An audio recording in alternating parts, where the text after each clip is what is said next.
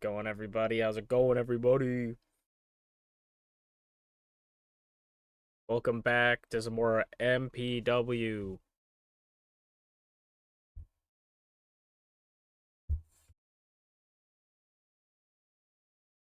Sorry, I'm fumbling with my mic.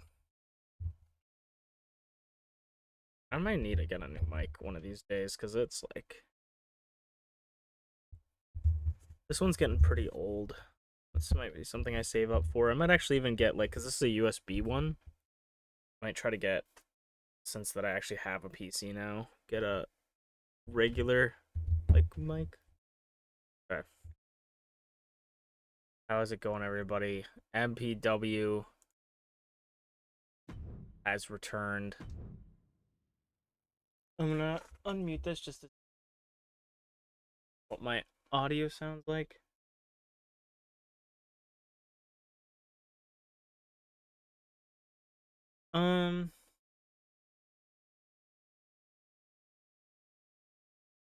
That's probably. But I want to try to do 4 shows today, so we're going to get into it hot and heavy quickly. Let's get into it. Oh.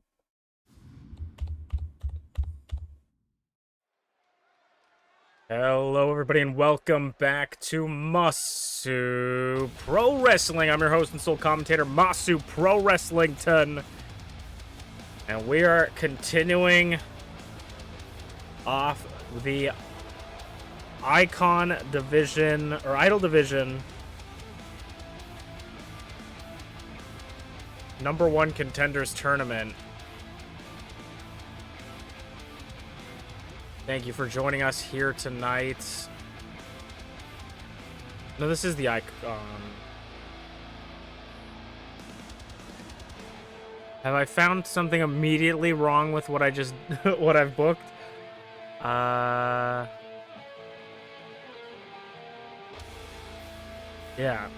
that's so funny.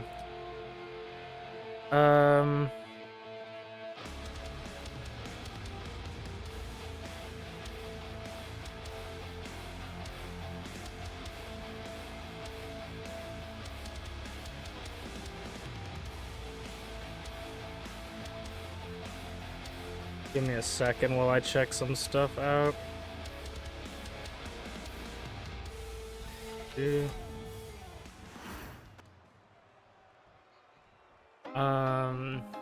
And then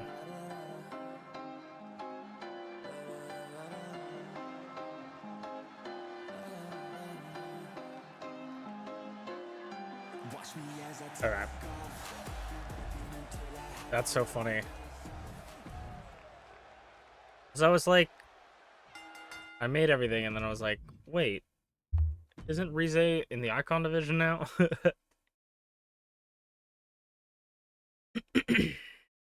Okay.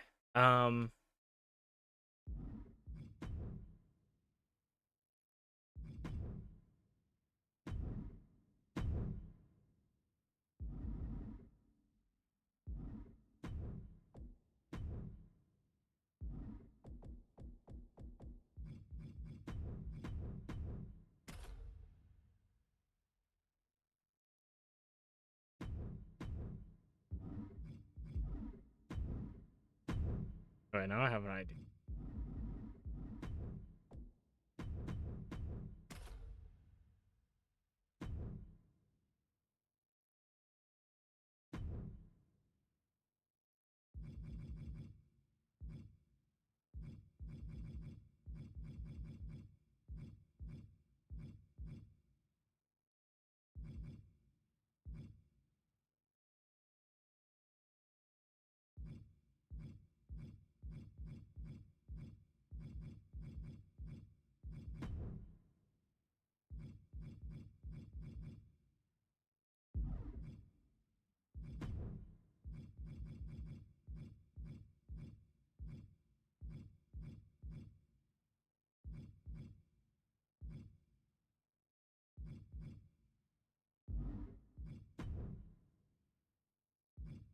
Just see.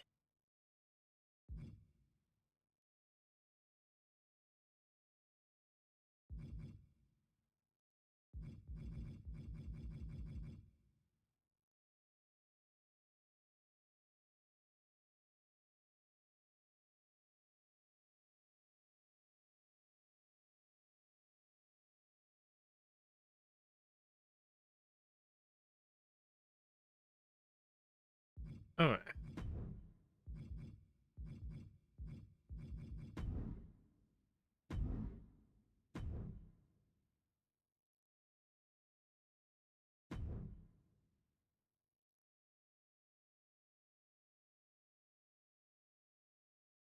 All right. Try this.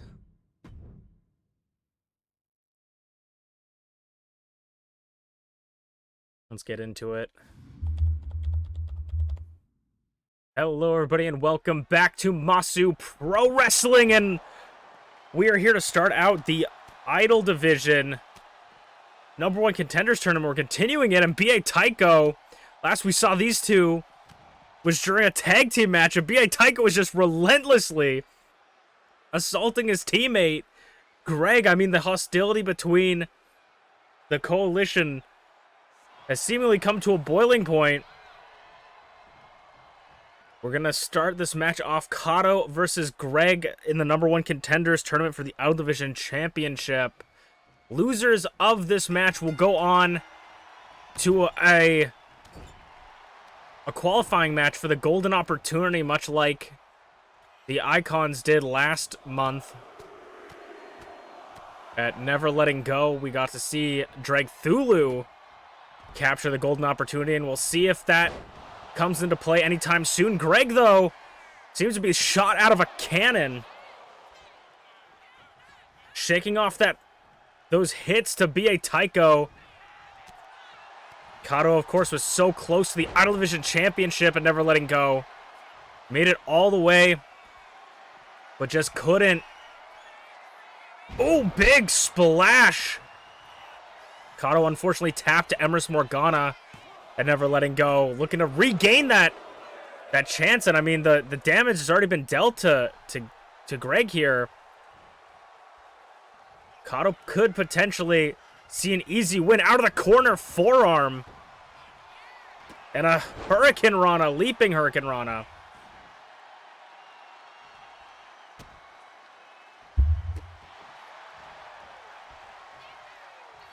Greg out of the corner with that clothesline just bursting out. Fighting on whatever's left in that tank. I mean, Greg. Oh my god, am I wrong? No, I'm not wrong. Excuse me. Sorry, I was looking at something. Ducks the grab, but Kodo grabs him, brings him over to the challenger's corner, leaving him face first into the turnbuckles. Go for the cover, hook the leg. A kick out of 2 again.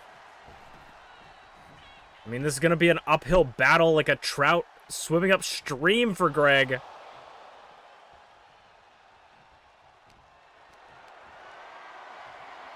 Greg has been taking a beating. The last time we saw him was in that tag team match with B.A. Tycho. B.A. Tycho and him had a little bit, were kind of falling out, if you will. Oh my god, vicious DDT. Where we saw Greg try to tag himself in. B.A. Tycho didn't like him taking that sort of initiative, that step. Off the ropes, face first drop kick. Or point blank drop kick. And so, ever since then, it seems the coalition seams are bursting. As we saw right at the beginning. Scoop slam. Kodo trying to get back up. Kip up, though. Greg German suplex out of the corner. Picks him up for a clothesline. And now Kodo driving the knee into Kodo's face. Off the ropes, forearm. It's as if he's got unlimited energy, just perpetual momentum. Super kick by Kodo. And that momentum might have just been cut short going up top. Elbow drop. Kodo goes for the cover. A little bit close to the ropes, though. Referee doesn't call it. 1, 2. Nearly takes it from Greg.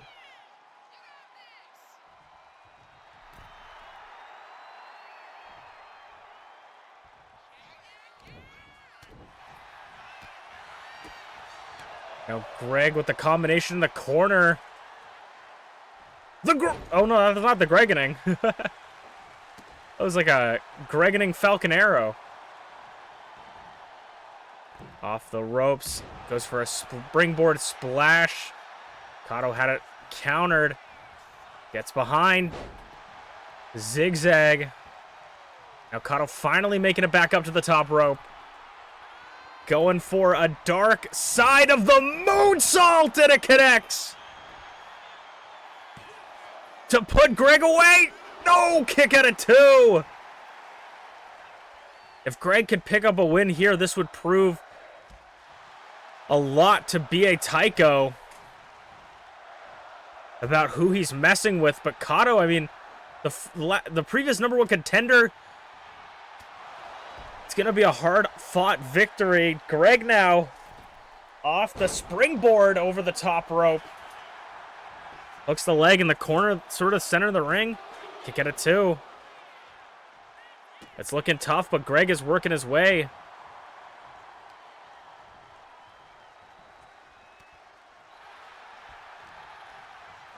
Greg off the ropes. Oh, float over German suplex. A double stomp to the elbow.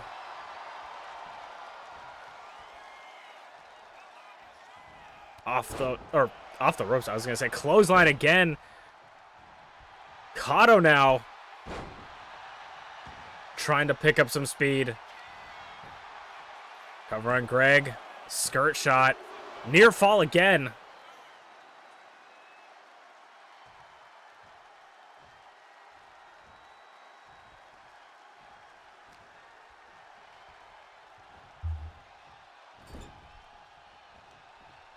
Corner now.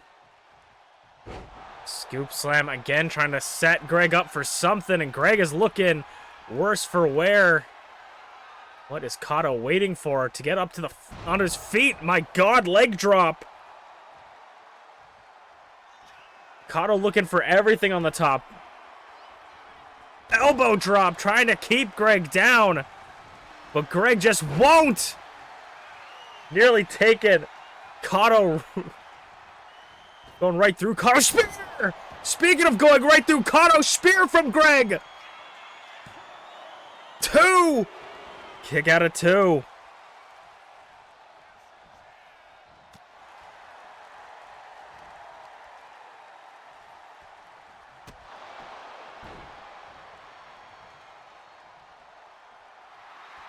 Greg now eyeing Kodo from the apron. Springboard, shitty little springboard kick. The devastating shitty little springboard kick from Greg. And now it's Greg's turn to go to the high rent district, going all the way up top. And a shitty little stomp, pulling out all the shitty little stomps. It nearly puts Kodo away.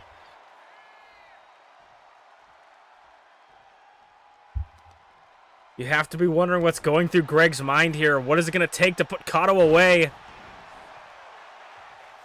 And he can't let those thoughts cloud his mind as Kodo winds up in the corner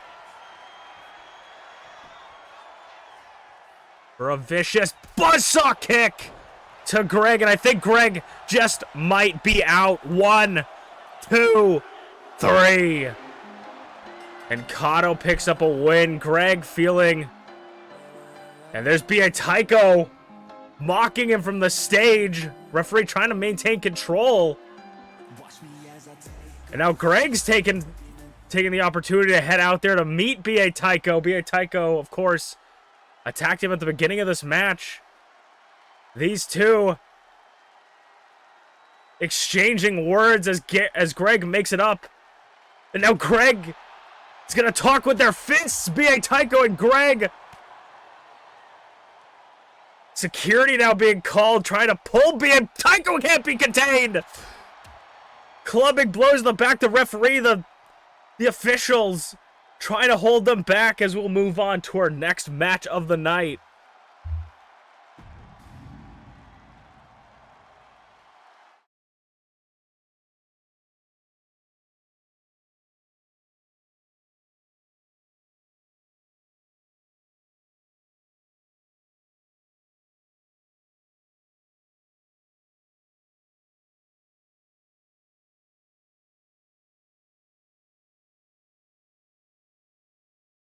Okay. Just trying to organize everything, make sure I got all the stuff right. Move on to our next match of the night. Oh.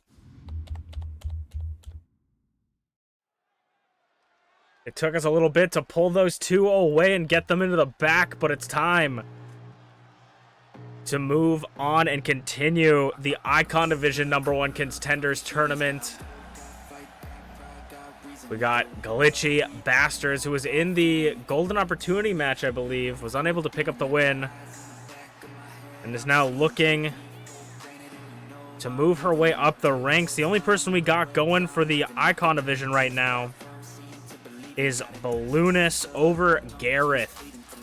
So the winner of this match will go on to face Balloonus in the semi-finals of the tournament.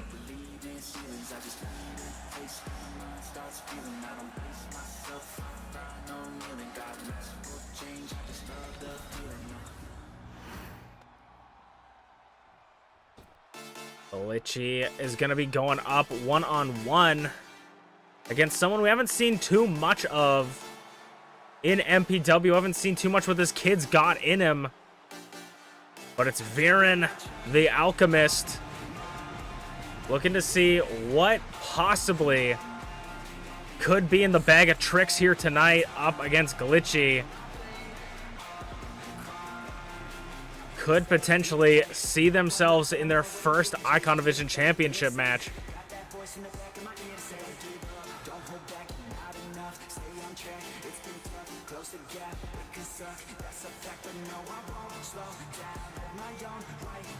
It's going to be Glitchy against Viren. Like I said, Viren hasn't shown too much of what he's capable of in MPW yet, which makes him an interesting show to watch. Because you never quite know what they could pull out, but at the same time, it makes them so dangerous because nobody in the back knows what they're capable of. You don't want to underestimate anybody coming into the ring like this. We'll have to see how he'll do tonight.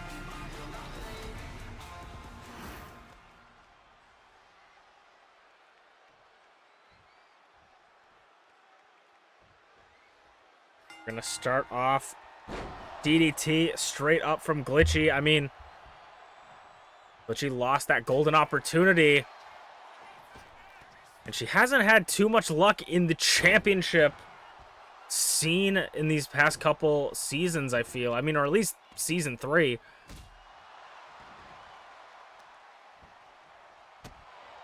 We know she potentially is looking into a tag team career with FlairZero, but Flair's been so busy as the Icon Division champion that Glitchy has been left to her own devices. Off the ropes, single leg dropkick puts her onto the ropes. And now tying her up in them. Like I said, you'd never really know what to expect from Viren, just keeping Glitchy up against the ropes. Not letting the Beast have anywhere to go, using the entire ring to his advantage. I mean, incredibly smart and tactile. Targeting the knee.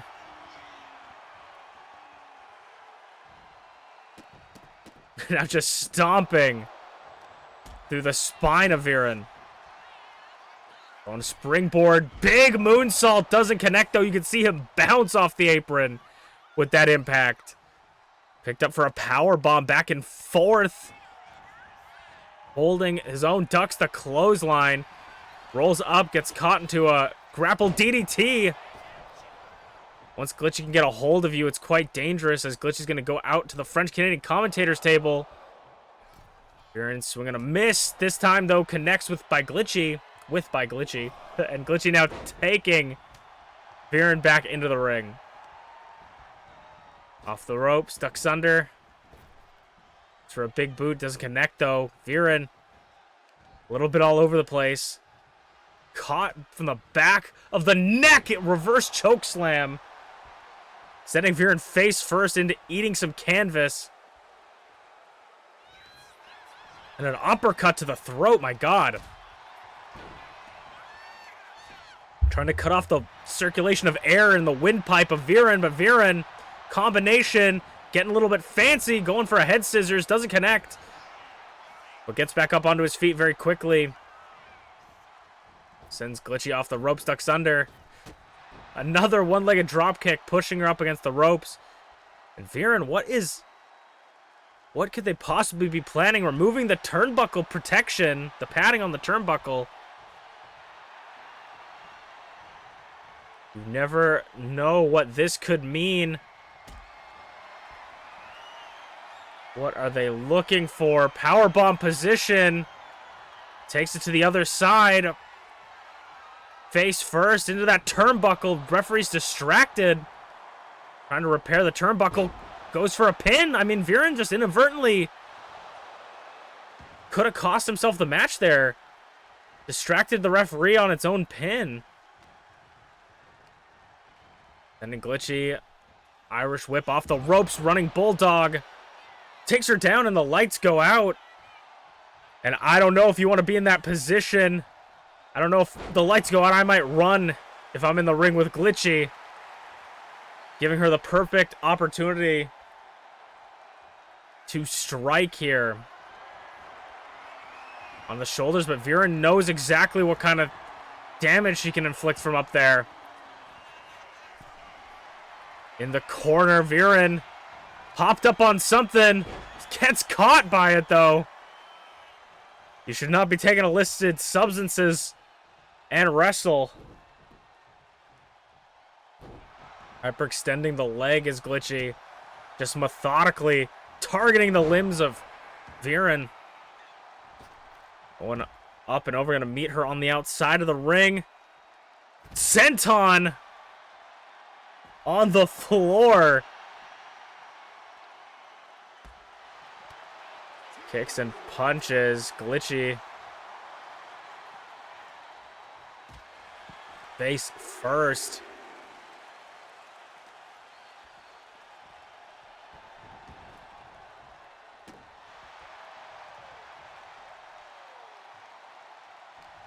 Glitchy picking up Viren DDT.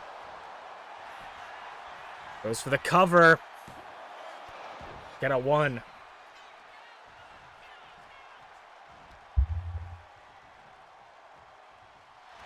And now the mandible claw! The mandible claw from Glitchy. I feel like we very rarely see her pull this out. Pinching on the bottom of the tongue and the under the tongue and the bottom of the chin. Crushing the mouth. But Viren gets out of it. Sets Glitchy up in the corner. Going for a big uppercut elbow combination. Sends her face first in the... Oh my god! An insane combination. And then a Hurricane Rana off the springboard. A vicious combination in the corner. Top shelf stuff by Viren to move on in the #1 contenders tournament to face Blueness. And Viren does it.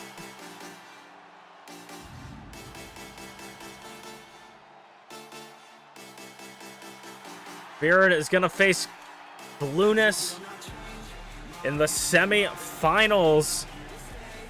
Could we see him go all the way for the first time in his MPW career? We will have to see. Expertly done as we will move on to our next match of the night.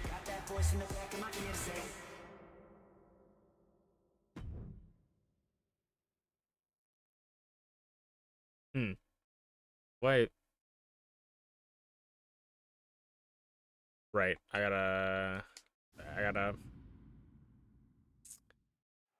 Did not realize I just did this, but... Okay. Let me see real quick.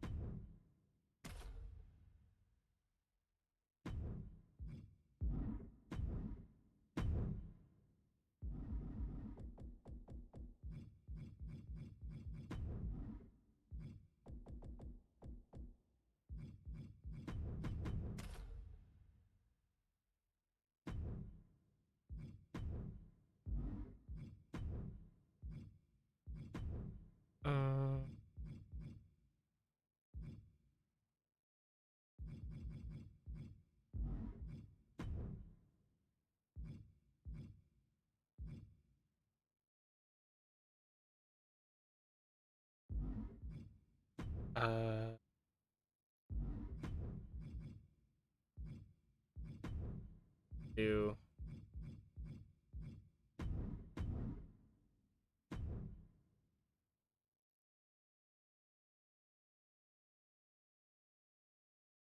okay.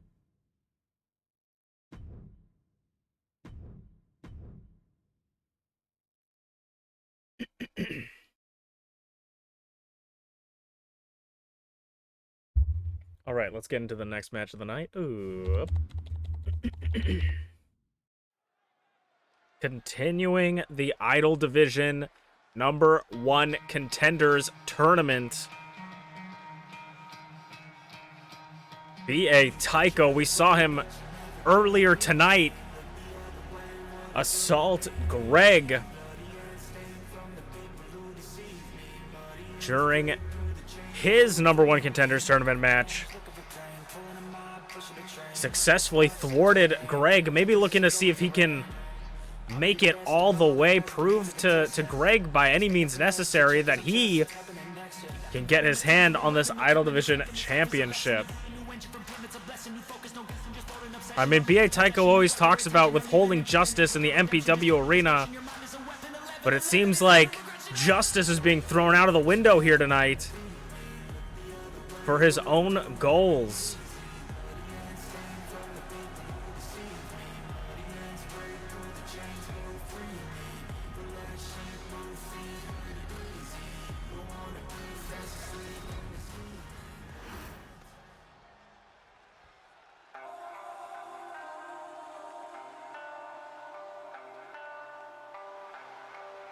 And B.A. Tycho is going up against a former Idol Division champion in her own right, ShmeepsWorld.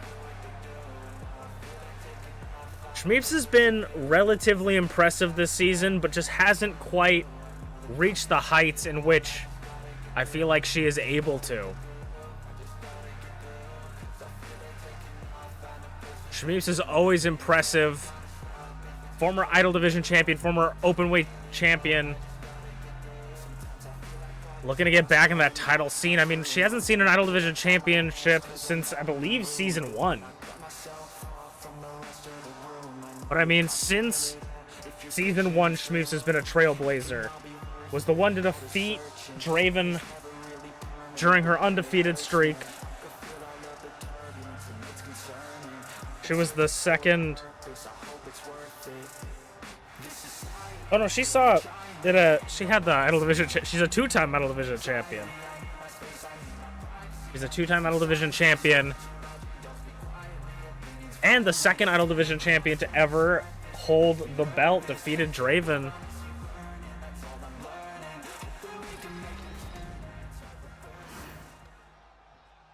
Over 100 days as champion across her 2 title reigns. B.A. Tycho versus ShmeepsWorld. Let's see how it goes. I mean, we also have to see... Greg got a few licks in, and maybe B.A. Tycho's got some time to... had some time to recover, but maybe feeling a little bit sore from earlier tonight.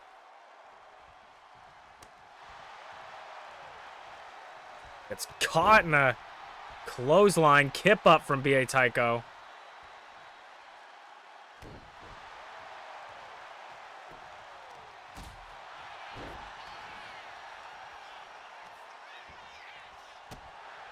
Kick to the back. Shmeeps trying to maintain control off the ropes. Running off the ropes. Shining Wizard. Nah, it's more of like an Enziguri, but... Either way, effective. Double stomp to the gut.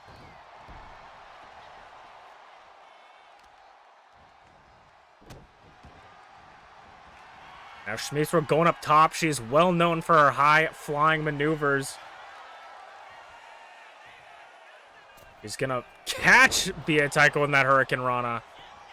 Goes for the cover already. I mean, it would be quite embarrassing if B.A. Tycho lost this early in the match. After trying to make such a statement against Greg. Goes for a chop, nearly swipes the ref. Jesus.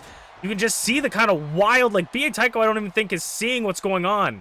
He's just, brainbuster. He's just seeing people in front of him as obstacles. He's not even seeing the people. Like an uncaged animal. And ShmeepsWorld going under the ring, though it is not a no disqualification match. Shmeeps goes for the swing. I mean, an interesting choice. Referee, it didn't connect, so it seems fine. Of course, up to referee's discretion on how they want to settle this match, but Shmeeps maybe trying to get some licks in for Greg. I'm not quite sure.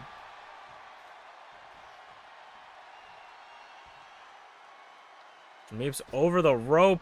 Critical roll! Critical roll to B.A. Tycho. Lobbing his damn head off. Near fall again. Shmeeps almost had it. And Shmeeps is eyeing it up to put B.A. Tycho away. Going for the Falcon Arrow. No! B.A. Tycho sneaks through, gets the elbow up. Drop kick. And this time the kendo stick back in her hand. Oh, again, doesn't connect. Nearly avoiding disqualification.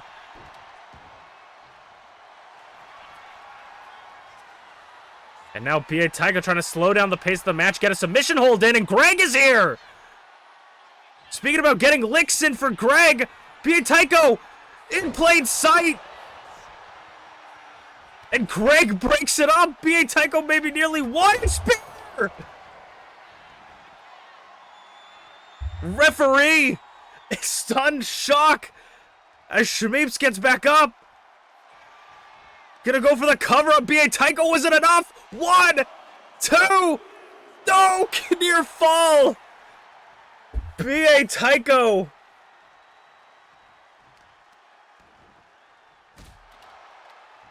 Nearly losing his match. Swinging neckbreaker from Craig. Trying to fight through. One. Kick out a one by Shmeeps.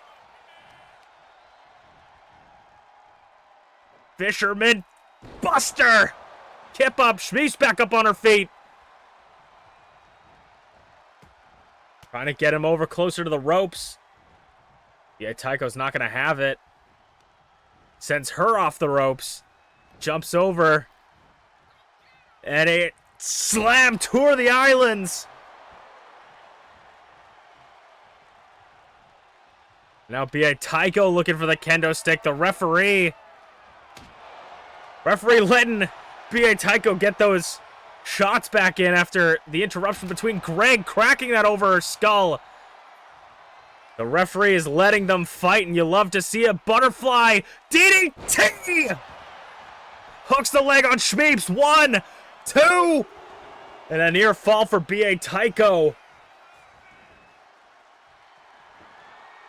The referee is just letting it all come undone here. Kendo stick rolls through that time. Overhead chop. Kicks to the leg and then a super kick.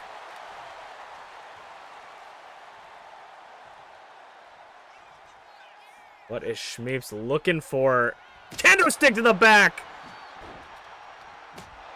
Letting the shots ring.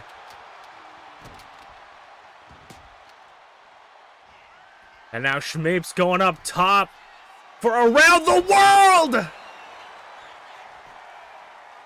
1, 2, 3!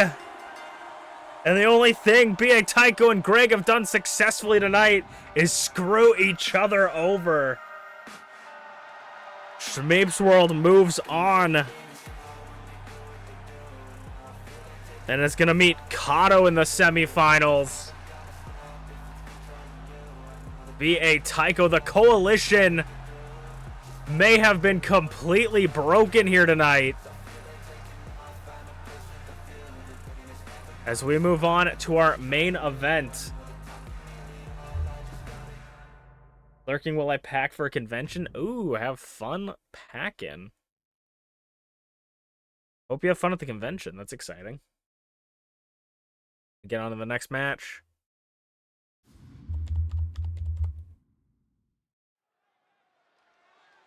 It is time for the main event of the evening, the Icon Division Championship. #1 Contenders Tournament continues as one half of the most dominant tag team we have ever seen in MPW steps her way ever closer to the squared circle in the MPW arena. It is ShmeepsWorld. ShmeepsWorld, one half of the tag team champions with Emrys Morgana La Primera, retained their championship, but ShmeepsWorld was not able to win the Icon Division Championship against FlairZero at Never Letting Go. I'm pretty sure every single champion retained the championship at Never Letting Go, truly never letting go of their championships. Can ShmeepsWorld climb her way up the ranks again to see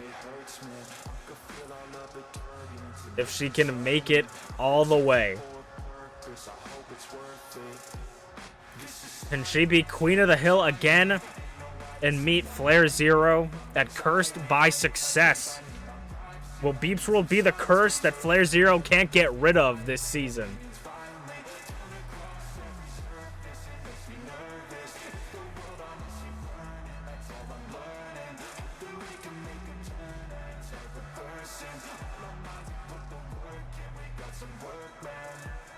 Absolutely one of the most terrifying members of the MPW roster. ShmeepsWorld coming in to break her opponents here tonight.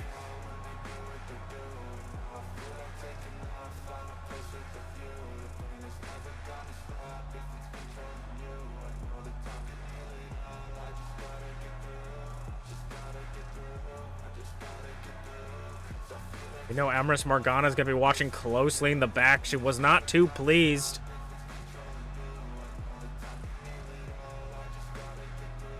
at the lack of success by MPWorld. Who is MPWorld going up against is the real question. And it looks like we're going to see an unstoppable force meet an immovable object for our main event here tonight. Angel.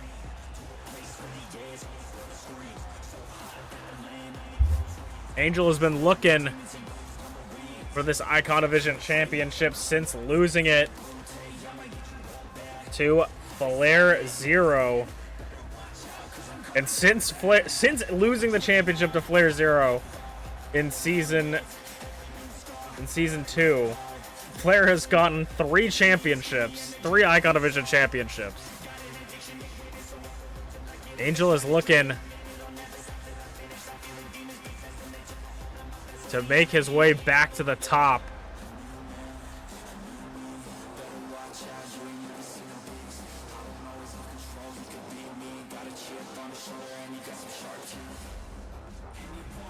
And no golden opportunity in either of these two's futures.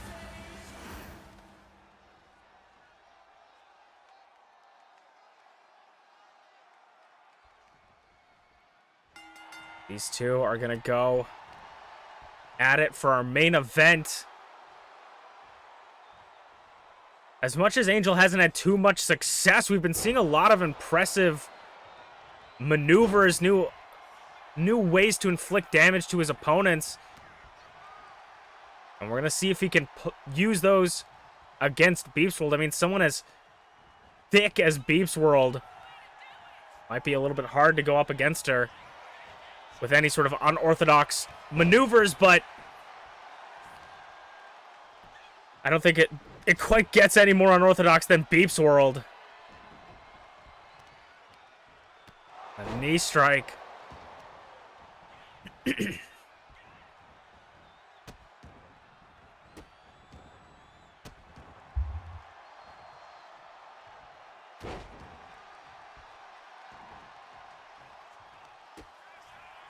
A little bit of back and forth, getting some offense from Angel.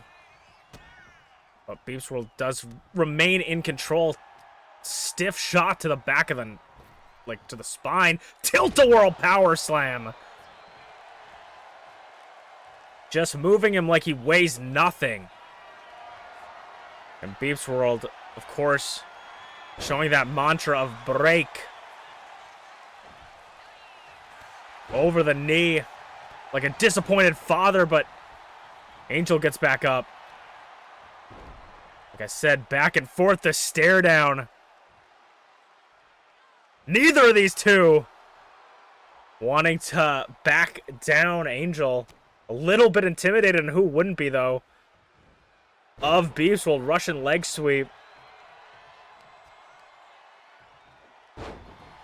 Pushes her off him.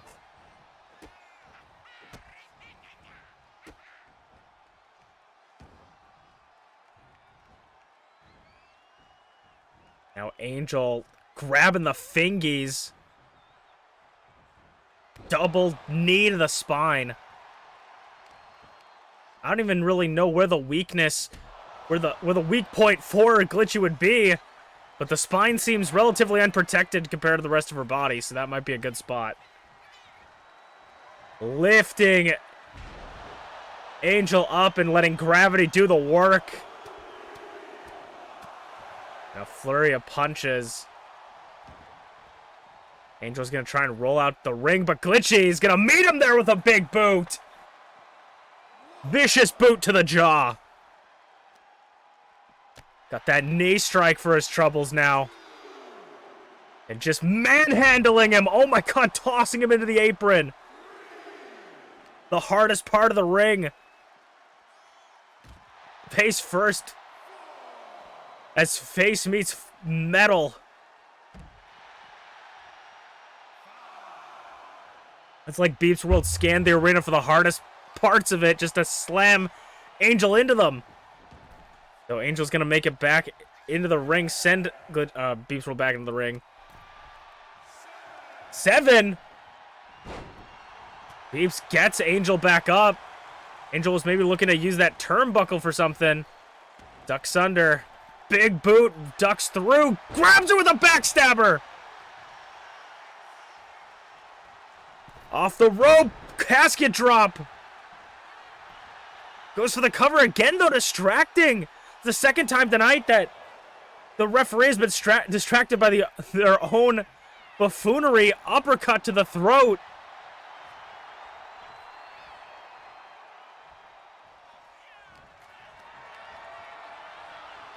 Picking up Angel and just tossing him again like he weighs nothing, like a sack of potatoes. Just tossing him around.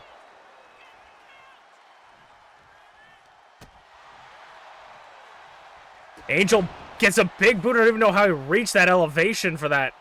Again, Angel looking for something in this corner here. Had some plan. Referee immediately wasting no time to try and fix it. Angel's got glitchy, or I keep calling it, fall from grace. Got MPWFINALLY up. Fall from grace. Referee still distracted though.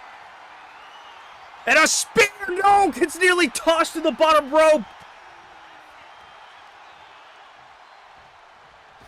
MPWFINALLY up and over, sending Angel all the way to the floor.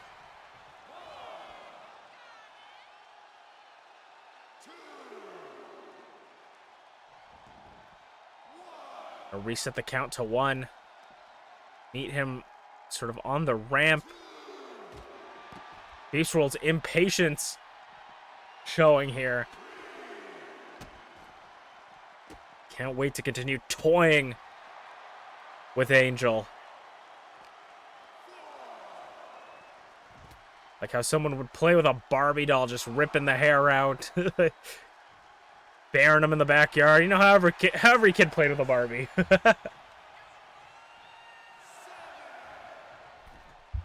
Angel gonna make it back. Referee.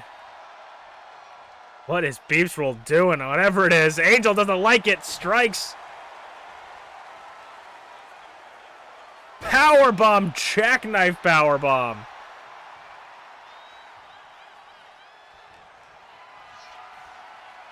For the second time tonight. Maybe another fall from grace. Fighting it.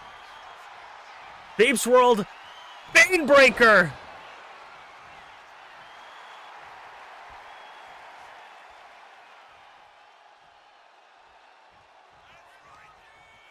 Clothesline.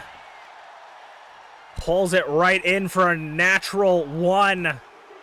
And nearly putting Angel down.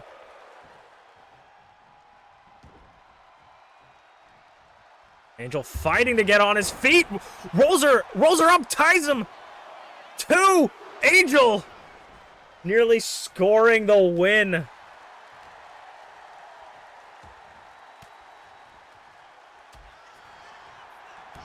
Natural 1 again. I don't know if she got all of it, but she definitely connected. What is MPWFINALLY looking for here? Deadlift. Fuckbuster!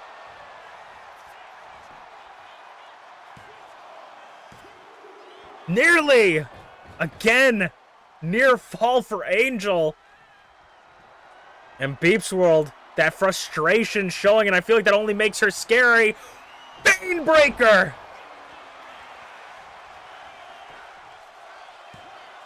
Two, 3. Couldn't have just stayed down. MPWFINALLY moves on. MPWFINALLY is going to move on, and we'll figure out who she'll face in the semifinals next week. Thank you guys so much for watching Masu Pro Wrestling. I'm Masu Pro Wrestlington, and we will see you guys next week.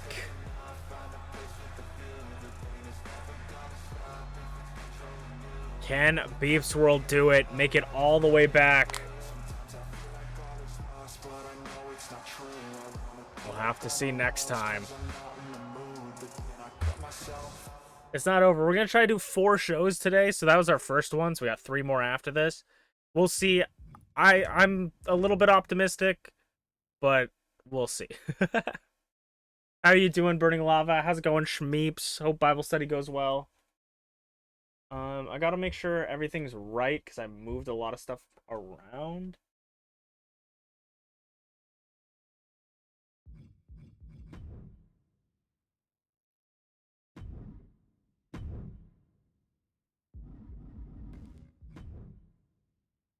How's everybody doing tonight?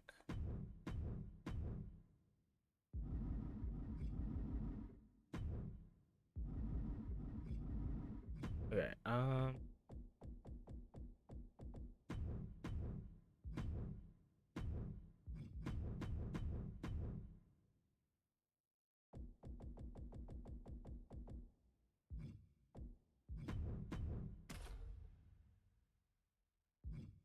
and then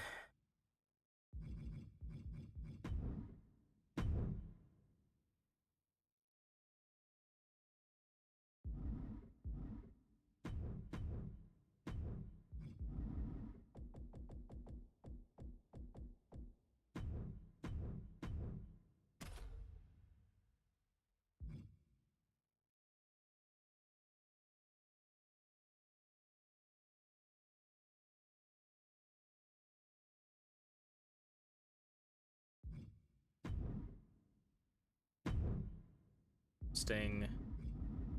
Oh my god. Oh. It's gonna be an interesting match.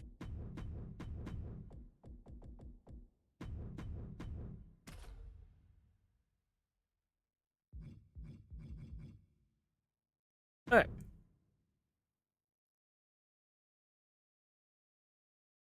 Doing good. Started playing Forza on PlayStation 5 and saw some cool Fortnite x Overwatch stuff. Overwatch content in Fortnite, there's Tracer's gun. They turn you first person and allow you to blink. That's actually really cool. The skins are Diva, Mercy, Genji, and Tracer. Is it... I feel like the answer is outside of the mech, but is it Diva outside of the mech, or is it Diva with the mech? Oh, that's a decent amount. I'm actually surprised Kiriko didn't get added, because Kiriko's like their golden child now. Diva outside. It makes sense. It makes way more sense than her being inside the mech. But I thought. Interesting. It could also be cool if they added like Diva's mech as a weapon, like how they did the Infinity Gauntlet. You can just like get inside of it. There's a mech emote. That's cool.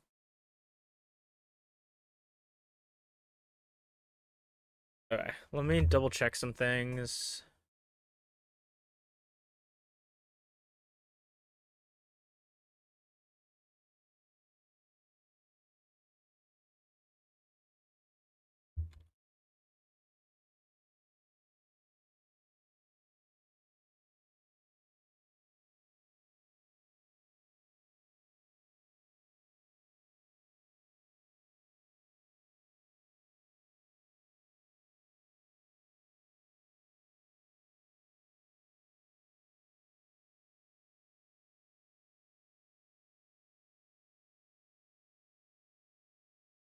Where she's on top of a small version of her Overwatch 1 mech, even though it's the 2 design of Diva. Oh, weird. Okay. Let's get into the first match of our second show. Oh.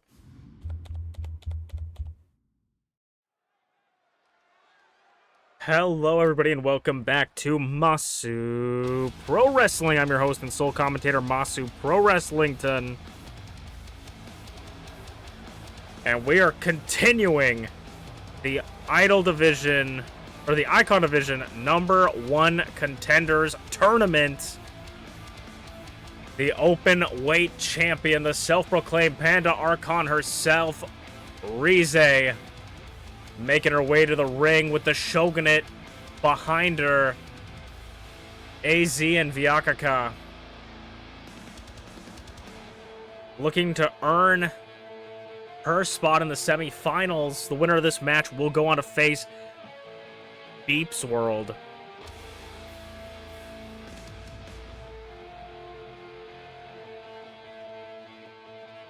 ShmeepsWorld defeated Angel last week. And later tonight, we will see...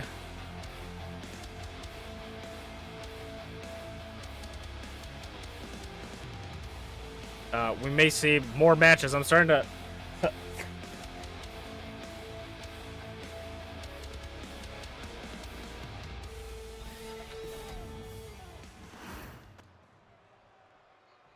No, yeah, later tonight we will see Balloonus in a match against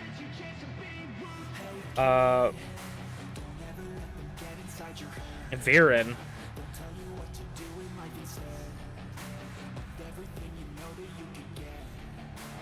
And Tyranno Maximum will be the open weight champions opponent here tonight. Championship not on the line, however, you always have to remember winning against a champion is a huge accomplishment and will definitely increase your stock in MPW. So if Tyranno Maximum can do it, it would be a big rocket boost. Could even earn Ty a very rare openweight championship title opportunity. And Ty is not too unfamiliar with the openweight championship, being one of the longest reigning champions of all time.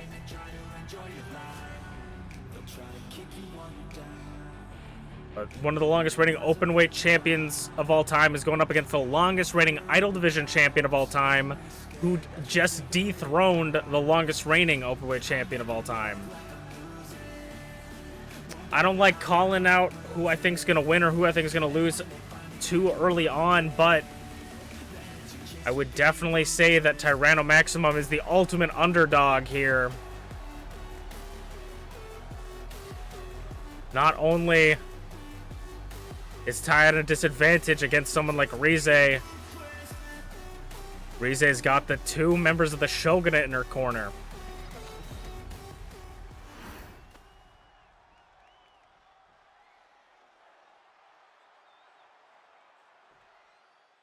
We're going to start the match here.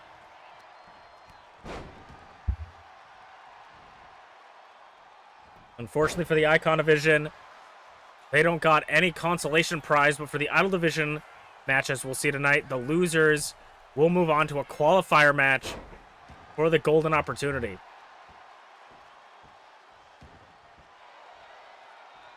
The winner of that match will get a guaranteed spot in the Idol Division golden opportunity match. Dragthulu, of course, is the one holding the Icon Division one, and already we see the number game in effect as Tyranno was distracted by Via in the corner.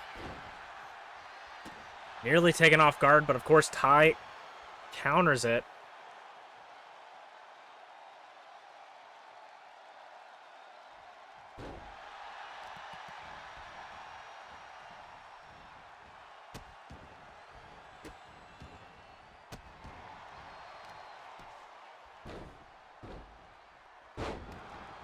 Rize. Rope break. Well, it's barely under the rope, but I mean, referee's decision, of course. Off the ropes, one-legged drop kick already. We're gonna see a little bit of blood dripping down the face of Ty. Looks like the right eye maybe have gotten cut on Ty, just above the right eye. And Rize's giving Ty no time to breathe. In the corner basement drop kick.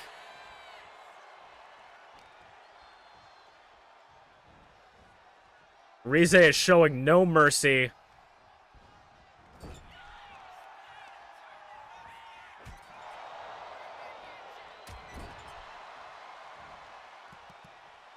In the corner splash. Ducks it. Like a car crash with that crossbody lion salt. Rize back up onto her feet.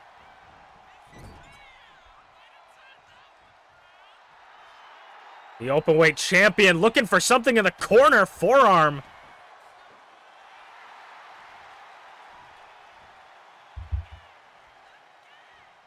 What is happening here?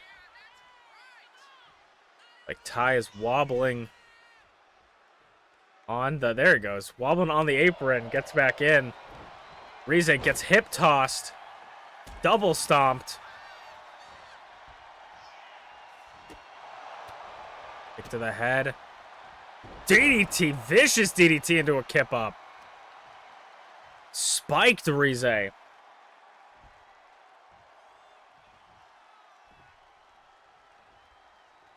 Super kick.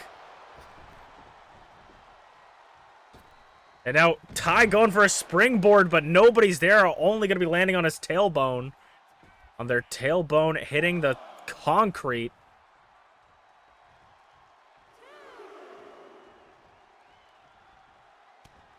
Ty punched the face. Goes in. Now eyeing up Ty. What is Rize looking for? Tying up the arm. The blood still dripping from Ty's face. You know it's gonna affect your vision in this match. Kick out of 2.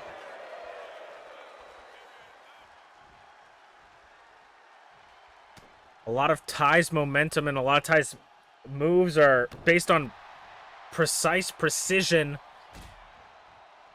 Might be hard to do with half your face bleeding. And now Ty going up top. Vyakaka maybe looking to get involved. Ty gonna put Rize through a blender in the center of the ring. Let's recover. Shoulders down on Rize. Near fall. Near fall for the Openweight champion. And Rize, though, fired up. Ducks. Gets caught.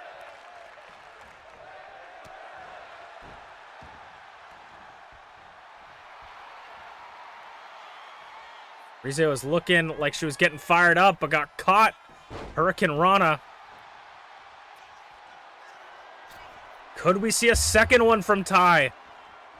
No, just a headbutt to the ribs. Headbutt to the ribs from the top rope on Rize. 2. Kick out of 2. Rize's looking like she's slowing down.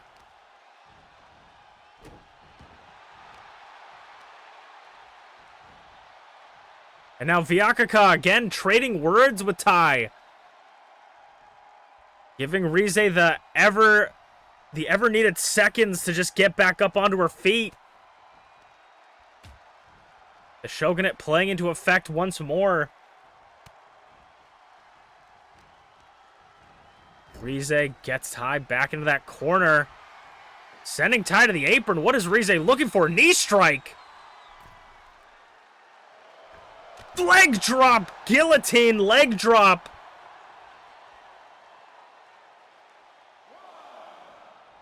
To Ty on the ropes. Rize's gonna meet Ty on the outside. Tired of waiting. Discus forearm. Ty trying to take a breather on the outside. Rize not having it.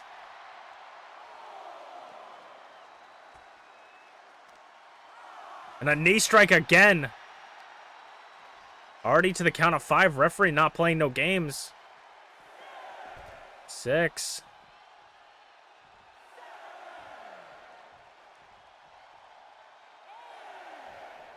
Rize maybe looking to take the count-out victory here. Ty makes it in before the 9 count. Rolls through. Both ducking. Ty neck breaker. Off the ropes. Lion salt again. The miscalculation. The damage to the eye could really be affecting Ty here.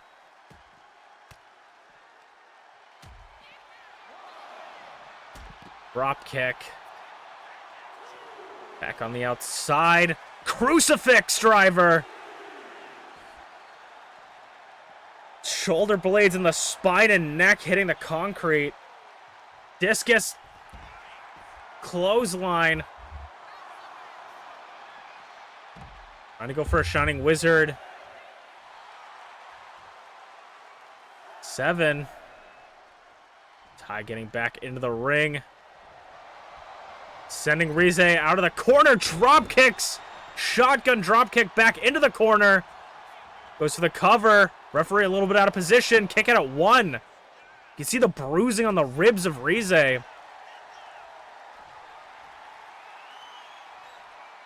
This has been a brutal match. Extinction! Bomb, but it just might be the end. 1, 2. No, kick out of 2 again. What is it going to take for Ty to win this? Rize back up. It's Rize's turn. Sit down powerbomb. Or a lay down powerbomb, rather. Altar of the Gods cutter! A reversal by Tyranno. Altar of the Gods headbutt. Nobody wins in a headbutt. Rize back up. Butterfly takeover. Look at the welts on the back of Rize.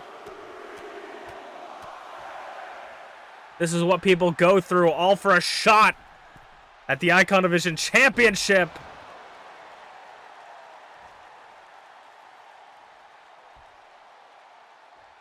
Off the ropes, flying! Forearm! 1, 2, 3!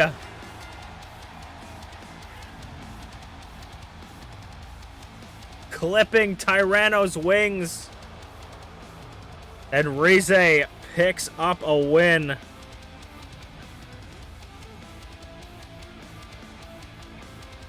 Going to challenge ShmeepsWorld in the semifinals.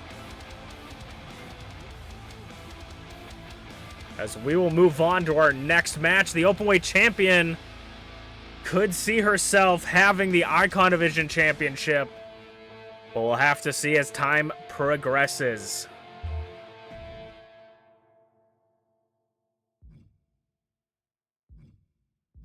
Okay, I was laughing because partway through that match I was like, oh yeah, Blueness has a match against Viren. And I was like, does he? Or do they? Because I did not book that match. I'm like, I just straight up did not book that match. Like, I did not put that in the game. And so I look back and I'm like, I don't know why I booked this random thing. Like, I put like BA, Tycho, and Greg together again. I was like, why do I have that?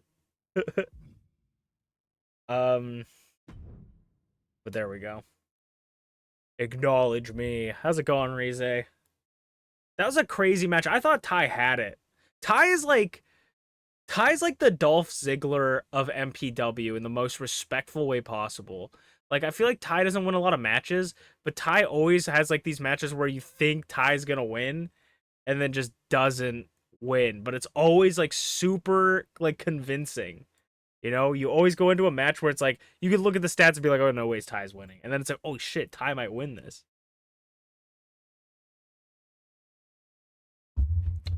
You're sore, but okay. That's good.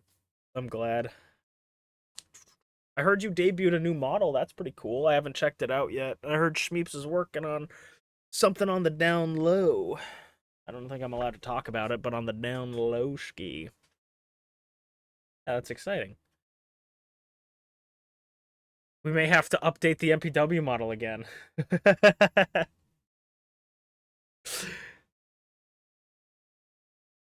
Ooh, it's gonna be fun. Okay, we're gonna hop into the next match of the night. Let's get it.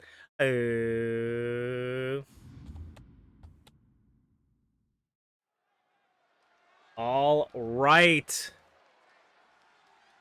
it's time for the next match in the Idol Division #1 Contenders Tournament. We have MerlinGTB coming off his win against MintyClovers. Merlin having a very impressive win over Minty. I mean, look, whether you love him or hate him, you got to agree that that big gold belt would look lovely around the waist of Merlin. Of course, the loser of this match doesn't go home empty-handed. They will be put into a qualifying match for the Idol Division's golden opportunity, which would also look great in the hands of Merlin. Speaking of someone that does not look great in anything, UnchainedAwesome.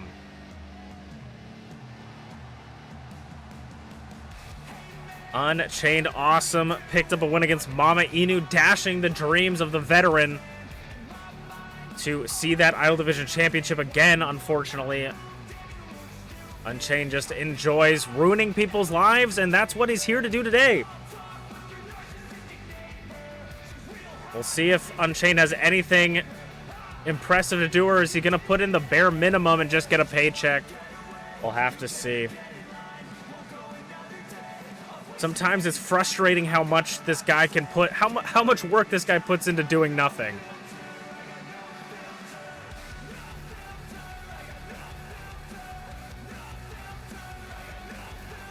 Unchained hasn't seen a championship in eons at this point. Can he do it? This is actually a rematch of sorts, if you will, to the first ever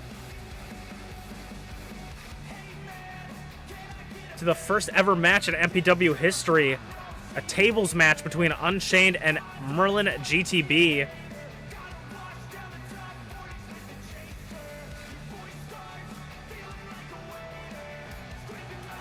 Can Chain do it? Can he get his run back against Merlin? Merlin, of course, was the obvious winner of that first match, but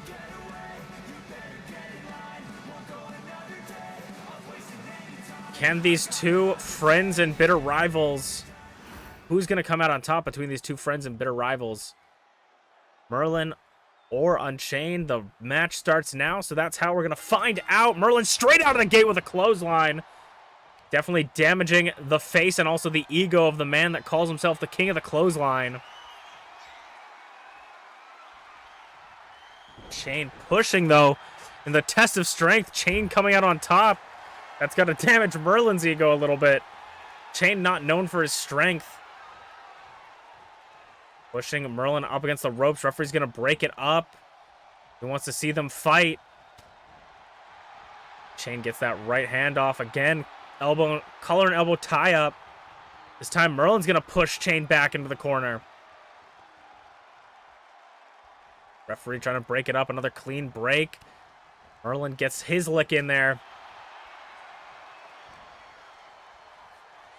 Merlin. Oh, no suplex. No good soup. Sends Merlin into the corner clothesline. Goes for the cover. 2.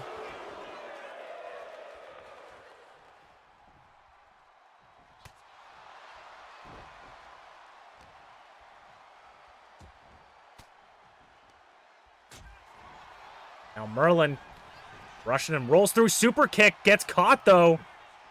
Now Merlin maybe getting a suplex here. There it does connect. Stalling suplex from Merlin.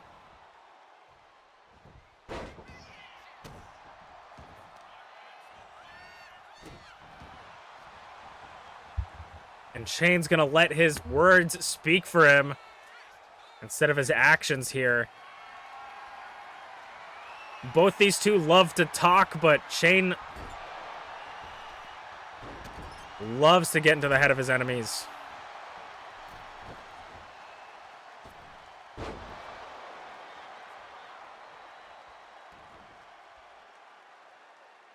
Now Merlin getting onto his feet. Kicks his leg out of his leg. As Merlin hobbles out of the corner, Chain tries to get something, but Scorpion Death Drop from Merlin for his troubles. Kick to the head. Chain back up, goes for a springboard clothesline. Like a catapult just shot out of a cannon, nearly taking Merlin out. I don't think Merlin even expected it. I think it completely discombobulated him.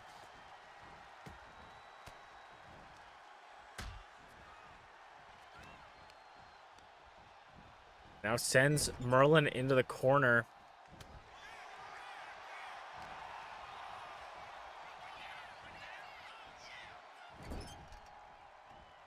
Chain into the corner as well now. Kick his leg out of his leg.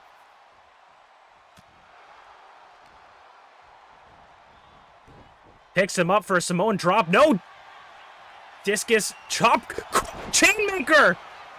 Chainmaker! To put Merlin away! Oh, another nearly catching him again off guard, but Merlin just too good. Chain's been taking a lot of great opportunities to just catch Merlin off guard. But Merlin just is too on it. Chain has to resort to just explosive tactics, try to catch his opponents off guard. Rope break for the camel clutch.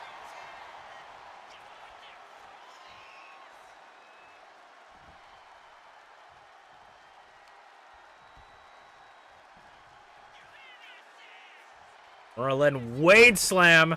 Big boy senton. Hooks the leg on Chain. Kick out of 2.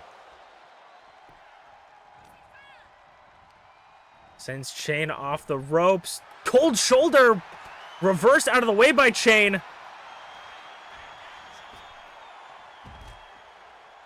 And then over the top rope to the floor.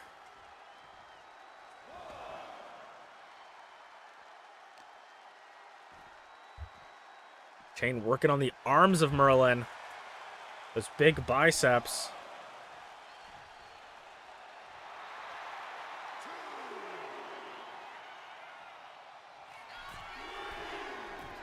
Chain going up top.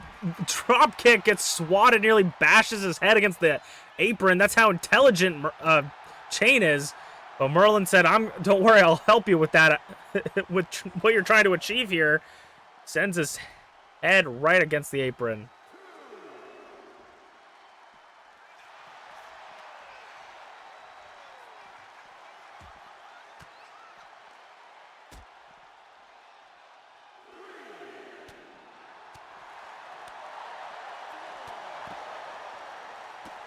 And now Chain taking it to Merlin. These two could end up both getting counted out. And just as I say that, though, Merlin expertly throwing Chain towards the ring. Chain, though, trips halfway through, and now Merlin's laughing at him. He says, point and laugh. 8. Chain's on his feet at 9. Ref saying, get in. Clothesline. Working over the legs now. Over the knee. That's the knee he injured in high school. It could have gone pro if it wasn't for his bum knee. Snapmare. Merlin all the way up top. Elbow drop from absolutely another county. 1, 2. Kick it a 2.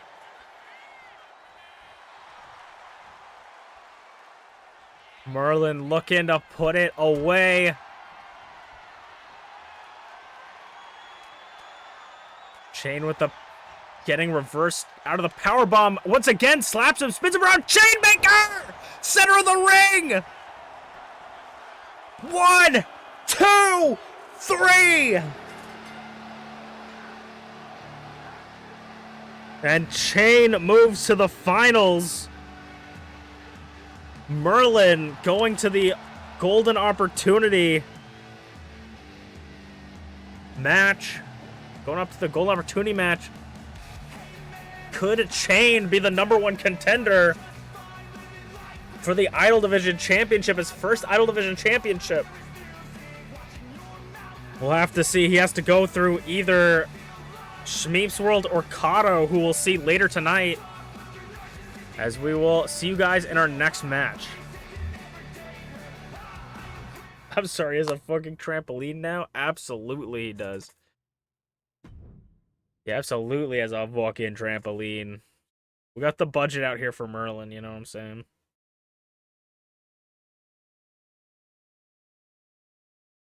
Alright, let's get into the next match.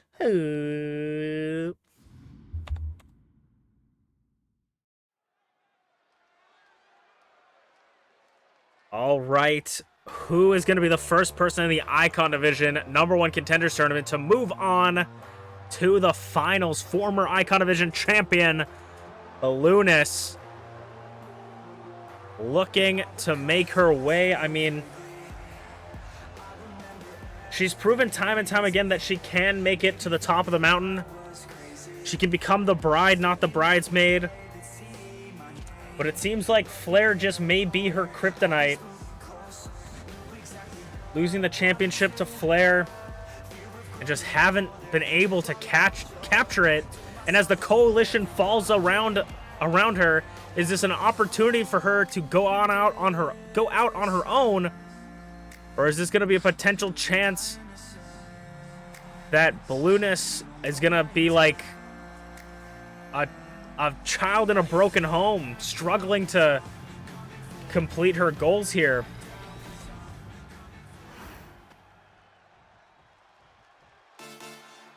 But if that is the case, we know the Alchemist is going to take every opportunity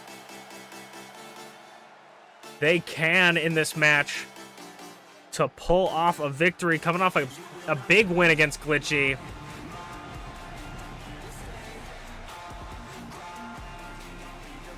But Ballooness is, I mean, I feel like these two have met before in a #1 Contenders Tournament, and I don't feel like it's gone very well for Viren. It's been a long time since I've actually looked at the stats,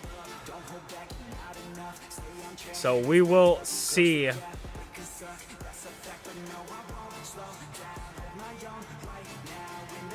But this is Viren's opportunity to prove that they're not just another face in the crowd.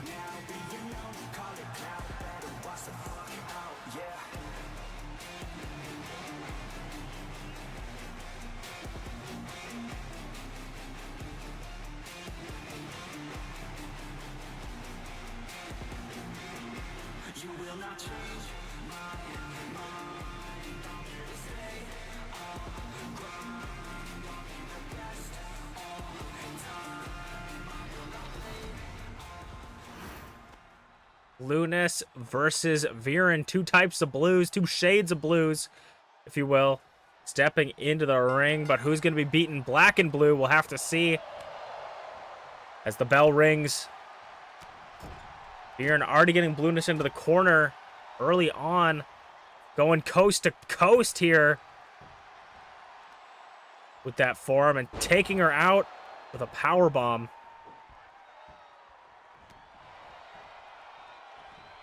Off the ropes, Lion Salt doesn't connect. Just a little bit too far off. Viren trying to calculate where they need to be. Off the top rope, arm drag.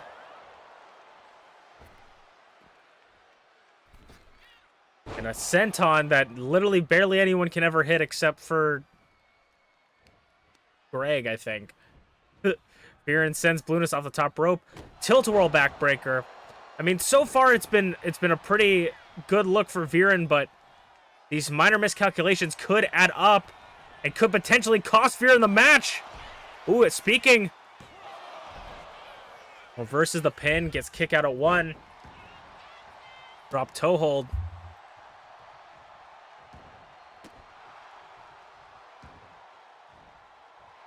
Walking over Viren just disrespectfully, calling him a crying baby. It was like I said last week, you don't want to underestimate someone like Viren, because you don't quite know what they'll pull out. Again, miscalculation with the senton.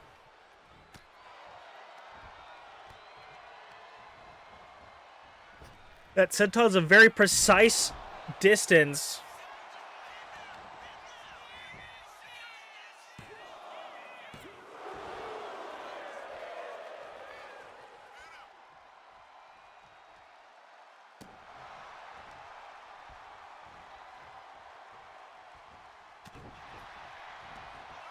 Rolls through. Hoop slam.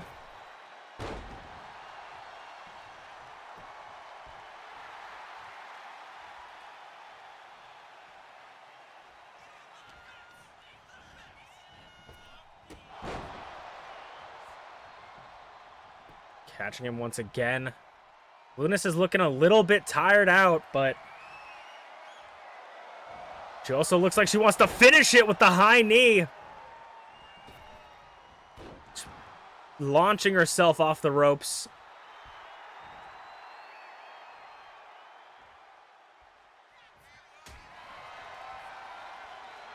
Back and forth now.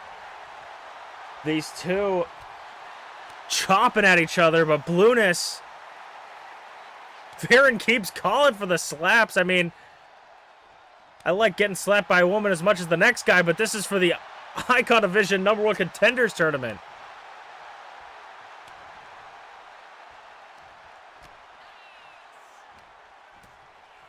Back and forth super kick is going to be the answer Blueness was looking for.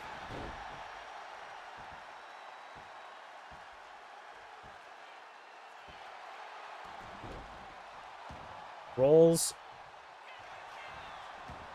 Oh, rolls up again. Nearly taking it.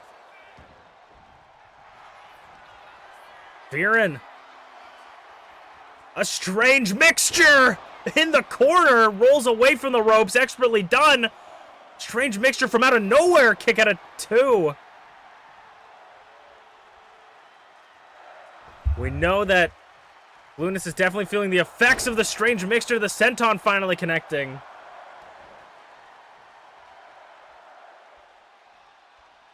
As Blueness struggles in the corner. Out of the corner, Bulldog. Planting her head face first. Off the ropes. Drop kick to the side of the head. Just connecting with the temple. On the bottom of the boot. Viren sends slingshots up and over. Slingshots Blueness and Hurricane Rana. Blueness back up on her feet. Viren twisting the top off. And now on the middle rope. Hurricane Rana gets caught this time with a sit-down powerbomb.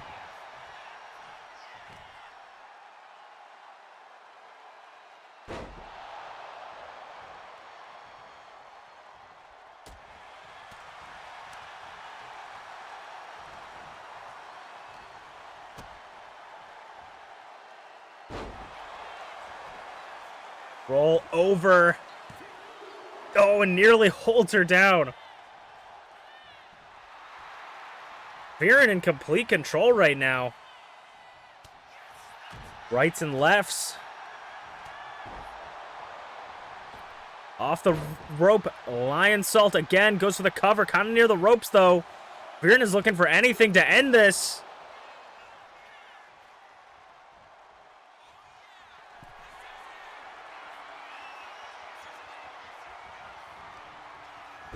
And top shelf stuff to put away Blueness, and he does. Grab something from the top shelf to celebrate. As Viren just put down Blueness.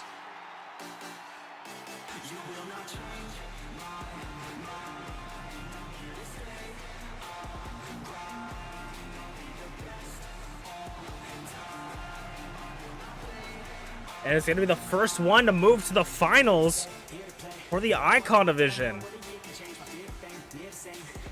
As we'll move on to the main event of the night next.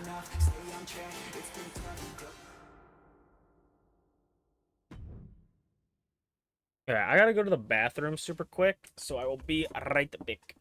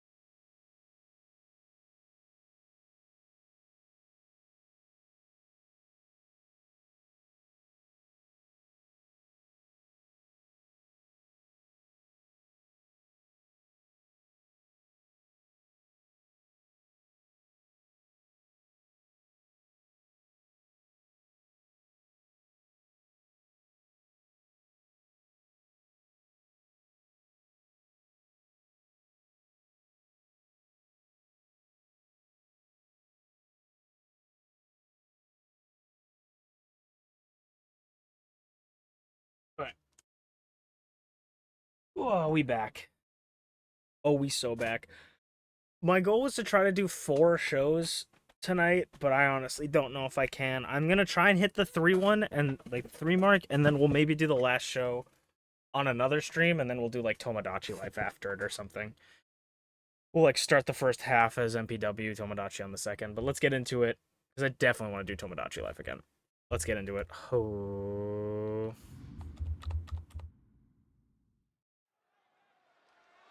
All right, it's time for the main event of the evening. Who will be facing Chain in the finals of the Idol Division #1 Contenders Tournament? To determine the Idol Division #1 contender, we got Kodo Twin Moon making their way to the ring. Kodo already made it all the way to the end of this tournament last premium live event cycle, but they were unable to pick up the championship. Can they do it again? And this time, can they pick up the championship? If not, the loser, of course, does not go home empty-handed. They will have a golden opportunity qualifier match. So we will see it in weeks to come.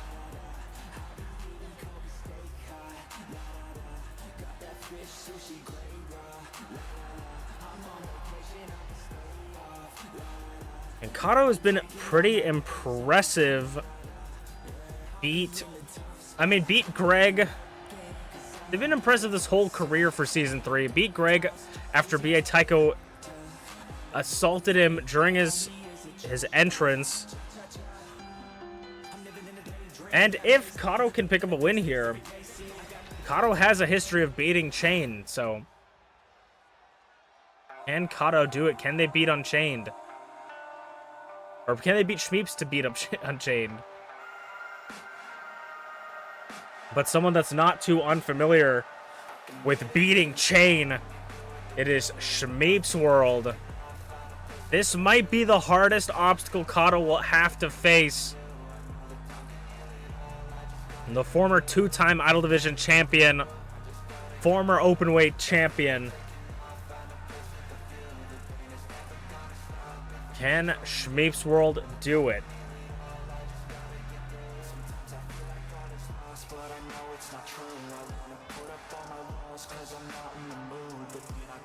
Shmeeps for this. Actually, it's funny. These two both basically got free wins in their early rounds, going up against Greg and B.A. Tycho, respectively. And then having Greg and B.A. Tycho interrupt the matches.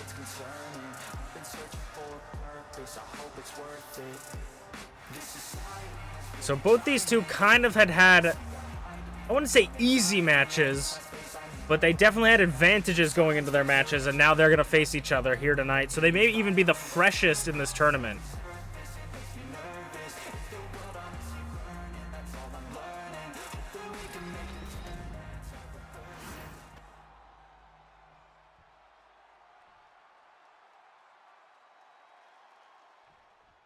Kodo versus Shmeeps. Bell has rung straight out of the gate. Shmeeps goes for the Hurricane Rana, but it's ducked by Kodo. Both these two share a similar striking style. I would say maybe Shmeeps has a little bit more grappling experience, but both love going to the top rope for high-flying maneuvers and love going for swift, powerful strikes. Hurricane Rana by ShmeepsWorld. Now trying to slow down the pace of the match, making sure they don't gas themselves out too early. We had the Battle of Blue earlier tonight. Now we have the Battle of Purple. And you know, in MPW, we love purple. Call me Patrick because I love being purple.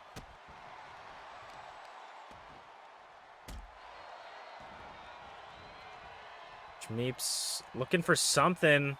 Hesitating, though. Can't quite make up her mind. Gonna go back to working over the limbs of Kodo. Targeting the arm and now the head. Just picking apart every piece of Kodo and goes for the early cover. Already getting a 2 count.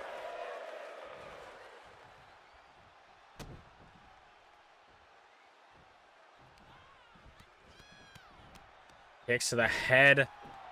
Face first.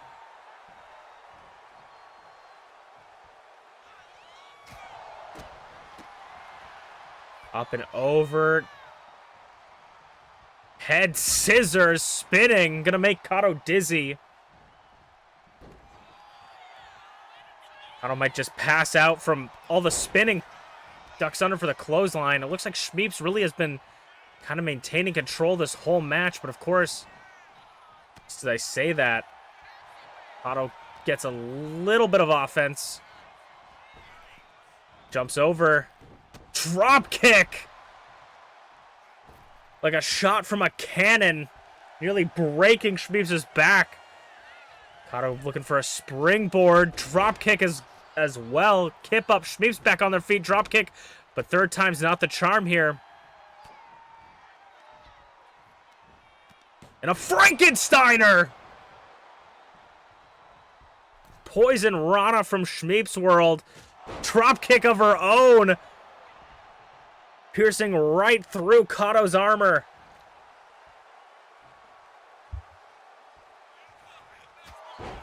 What is Shmeeps looking for?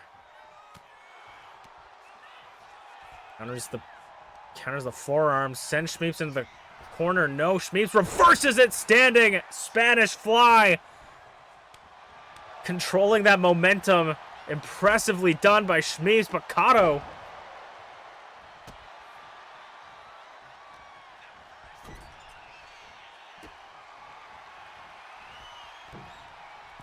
off the ropes. Tries to go for a powerbomb. Kodo. Legs are just a little bit too sturdy for Shmeeps to roll all the way through. This turnbuckle cam is really freaky. Kodo now trying to pick up a little bit more speed. Grabs the leg, flips him over.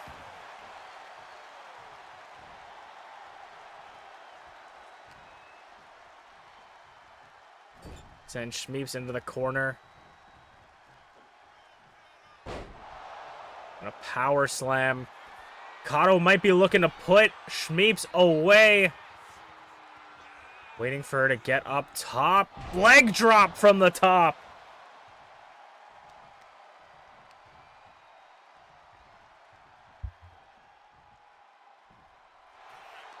Goes for the cover on Shmeeps. 2. A kick out of 2. Shmeeps holding on. And Shmeeps off the rope. Float over German suplex. And now Kodo's turn for the pendulum to swing in his direction. Going up top. Kodo. Ooh, Shmeeps barely avoiding that. Getting under him and now taking this opportunity, taking that misstep.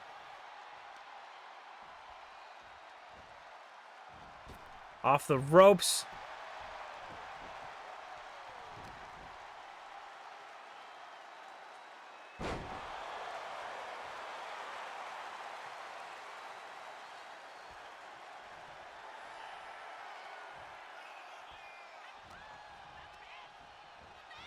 Off the ropes.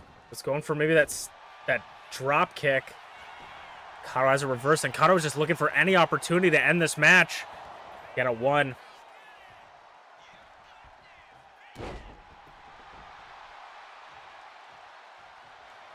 And Kodo, this is how he ended his last match in the tournament.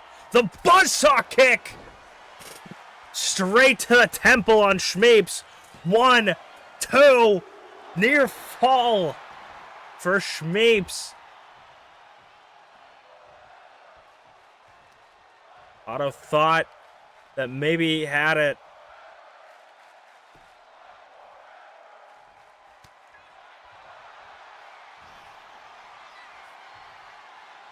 Shmeeps. Falcon Arrow! Nobody kicks out of the Falcon Arrow. And Kodo kicks out of the Falcon Arrow at 2. And a dashing forearm.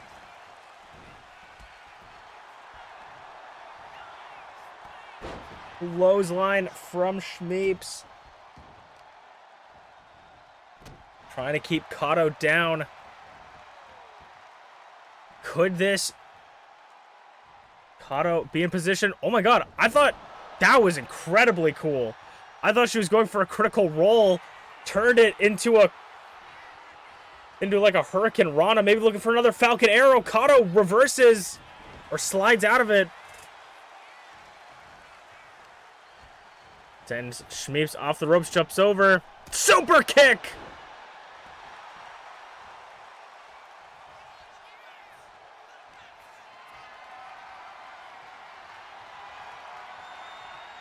Kodo leaving Shmeeps to dry elbow drop. Rolls over again, trying to end this match. Kodo smells blood.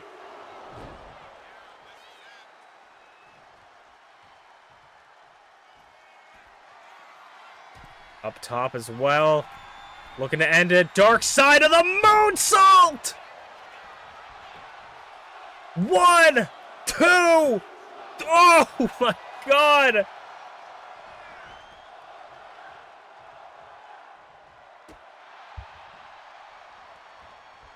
Now stomping it.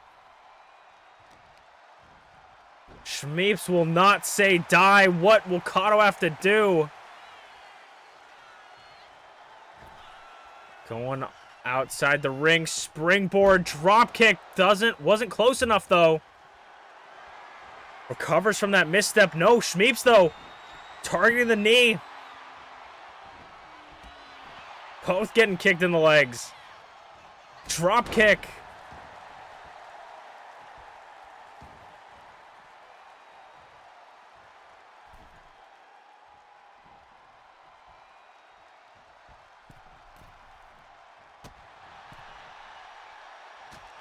A drop kick from Shmeeps. Goes for a Hurricane Rana, but misses it because Shmeeps is kneeling down slightly.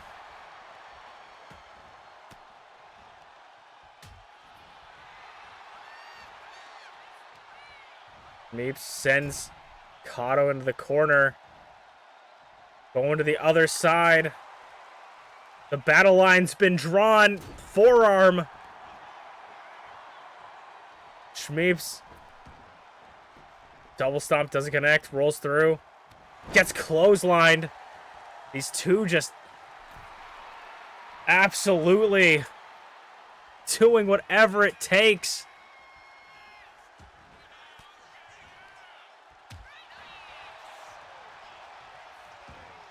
Shmeeps going to the outside. Hopefully not looking for another kendo stick, because that is not allowed in this match. Though again, referee's discretion on what he wants to allow. Kodo up top. Hurricane Rana. And this might be it if Shmeeps can't get out of the way for the second time tonight. Kodo, a vicious buzzsaw kick. The buzzsaw kick to put Shmeeps away.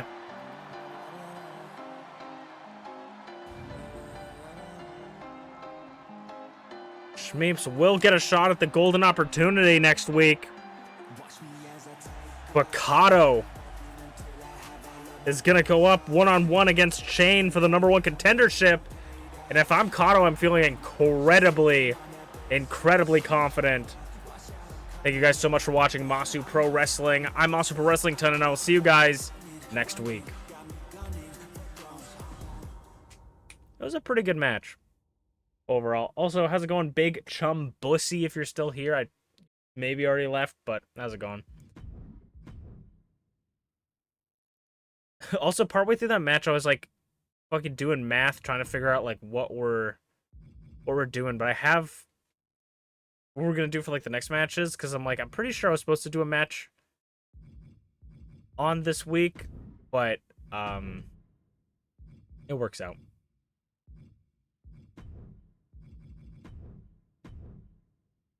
Watch me as I take off in the basement. No, no, no. Also, fun random fact that I've never talked about.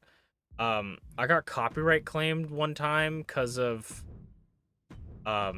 Kado's entrance theme, because I used to have it without the lyrics, and I think it samples from another song, so someone like copyright claimed me. Though I also have been wrongly copyright claimed on Twitch before anyways, so it could have also just been that. I hate the stupid copyright system on like all these websites that don't know how to do anything.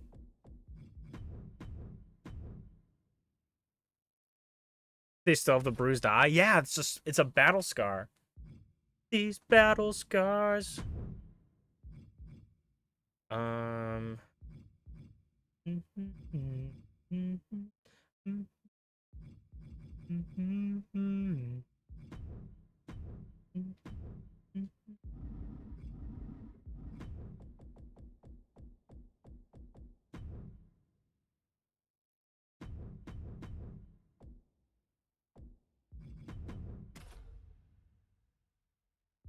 Um.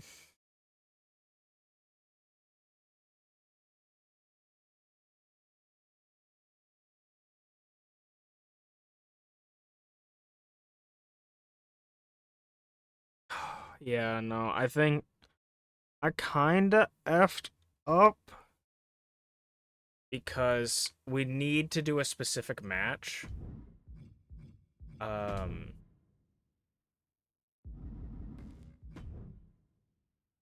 and I was supposed to do it on the last week's one. I mean, like, technically I could do it whenever, but it would have better fit on the last week's one because um it would have just fit better. This person's double booked now, so but it's all good.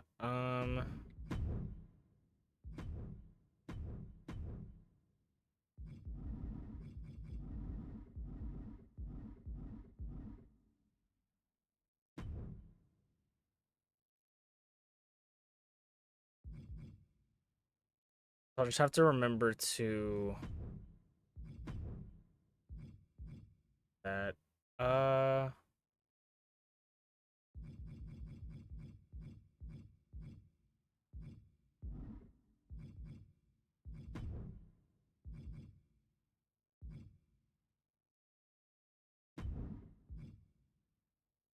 um,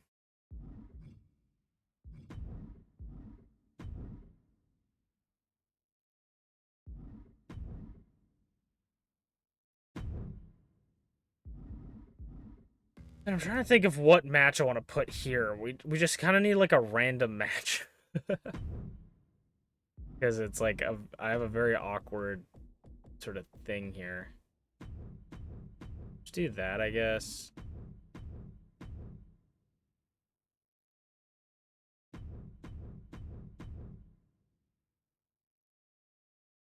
Um,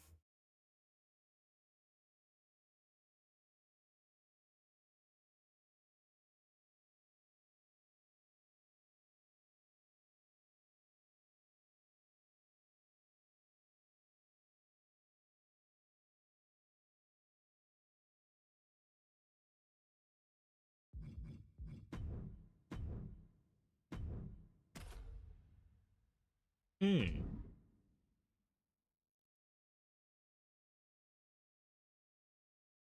Okay, what if we didn't do?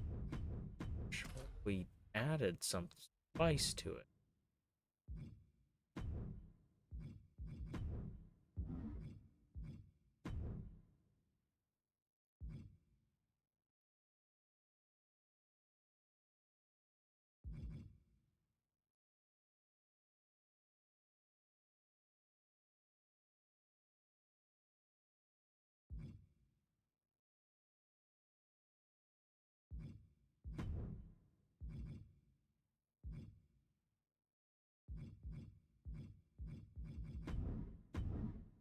Excellent.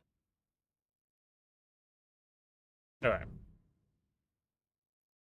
Let's start potentially our last show of the night. If I really feel like I can, like, survive through this, then we'll do another one. But right now, this is my plan. All right, let's get into it. Oh.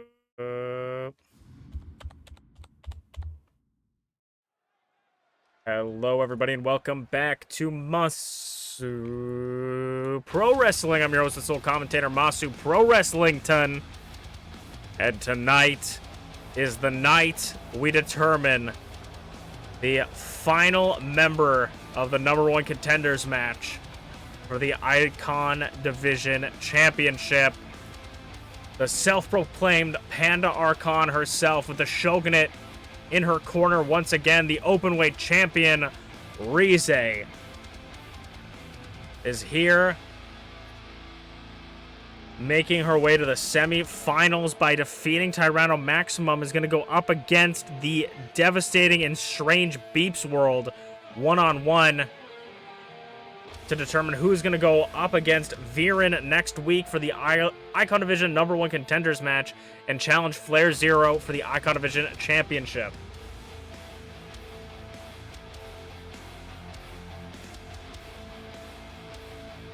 I mean, usually we talk about how having two people in your corner is kind of not necessarily cheating, but is a little bit of an underhanded tactic. You know, having people in your corner to sort of give yourself an advantage is something sort of cheap, you could say, but it is something that I do not disagree with. Or, like, if I'm Rize in this situation, I'm absolutely doing this, especially against someone like the longest reigning tag team champions in history, MPW. MPW beat Angel to make it to this point. And now she's looking like she wants to go through Rize to become the Icon Division #1 contenders champion, or #1 contender once again. Wants that run back with Flair.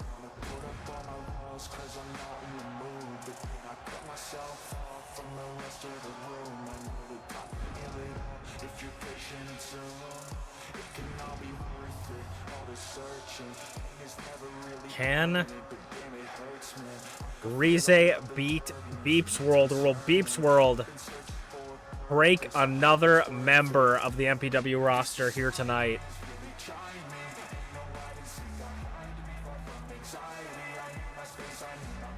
MPW's like Sid from Toy Story, really. Taking apart their dolls. The dolls she sees everybody as in the roster, taking them apart and putting them back together exactly how she wants them. Exactly how she was created, I have to imagine.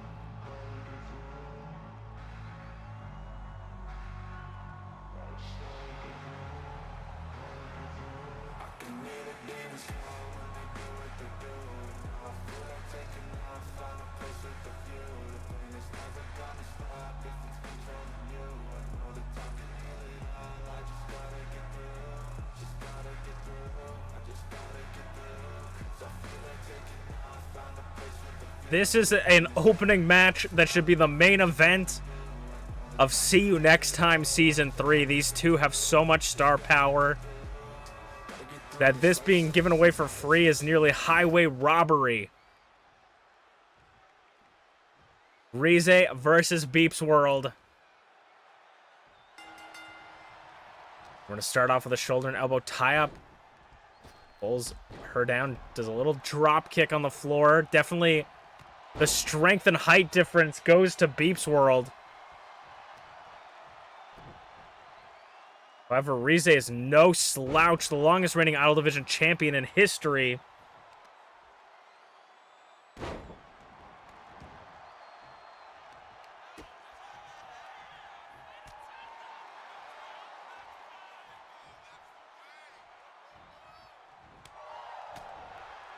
And now trips are over.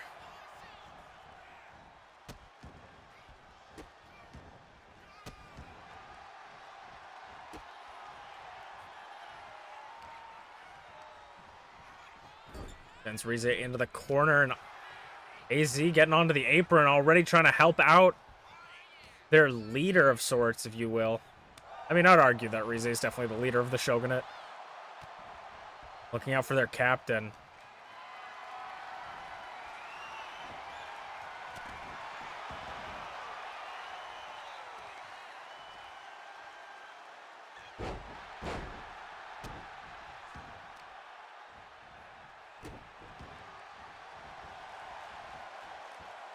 And Rize is feeling pumped up already.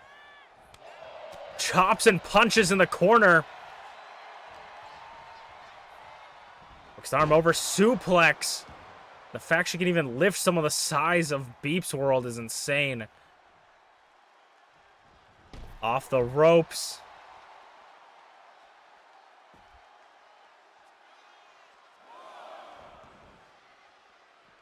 Clothesline. And a knee strike.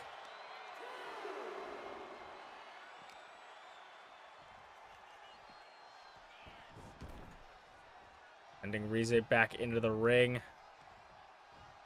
ShmeepsWorld taking it slow to get back. Trying to take Rize into the corner. Rize's having absolutely none of it.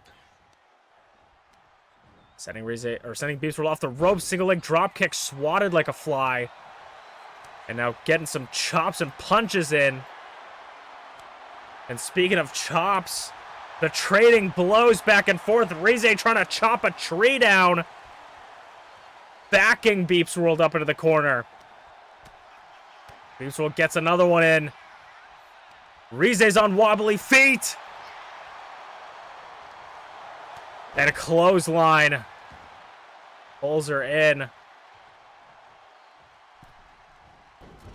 Choking Rize now.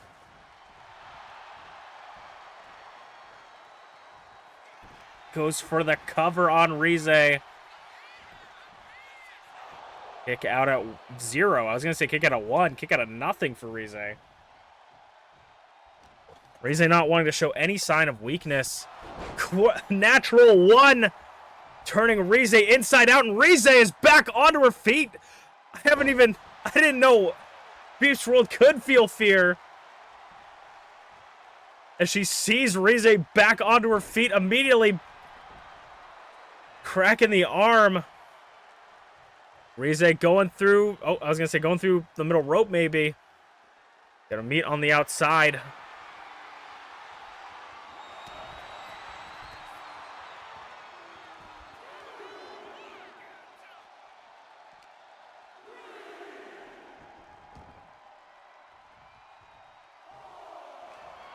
Catching breaker to put Rize away.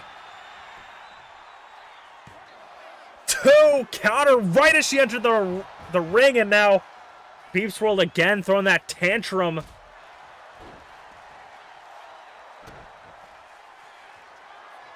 Altar of the Gods to ShmeepsWorld. Putting the head on the altar. Nearly. We could see the openweight champion with 2 belts.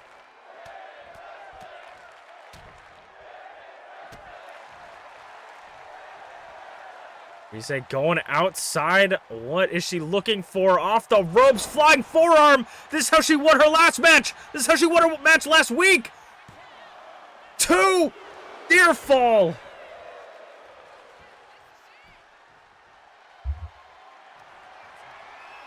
And a wrath of God. 1, 2, 3. Rize cleans it up. And it's going to face Viren for the Icon Division #1 contendership. Rize's looking to become a Super Grand Slam champion. in MPW. Acknowledge her. As we'll move on to the next match of the night. That was crazy.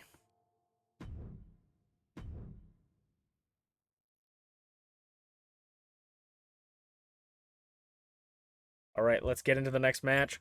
Oh.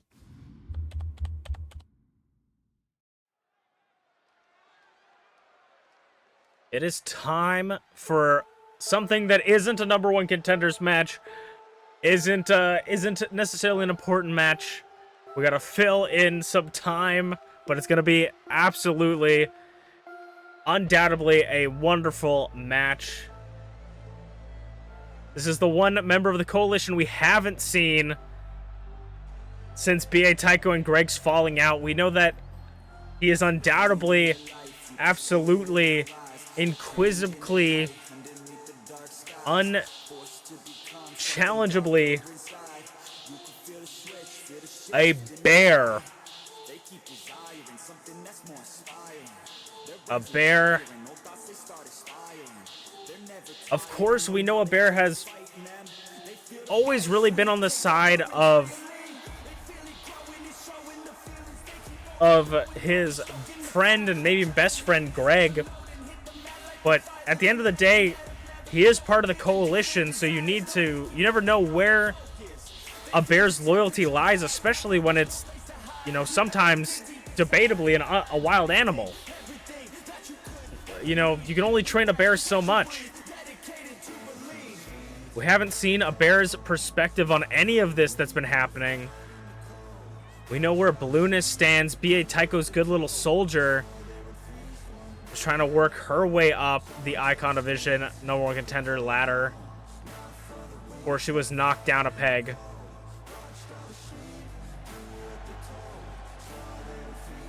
But is the bear picking sides? Is the bear on a side? And does Greg have any allies in the coalition's explosion right now?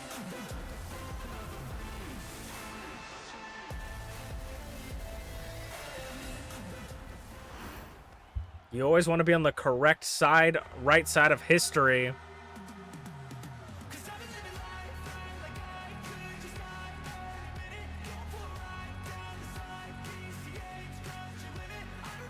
TeaTheShiba is gonna be a Bears opponent tonight. The former openweight champion, former Idol Division champion, those those are the championships. I was like, former Icon? I don't think so. We haven't seen T very much since the ambulance match he had against Rize, getting sent home in an ambulance. But here she is back. The leader of brutality.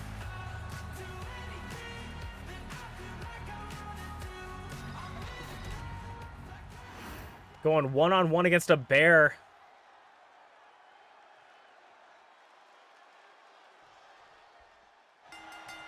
I mean, T is quite impressive, but picking up a win against a bear, always going to be an accolade. It's almost like you have to retake a driver's test, right? The bear's not going to be easy no matter what, and many people have beaten him, but it's always a test to see, do you still got it?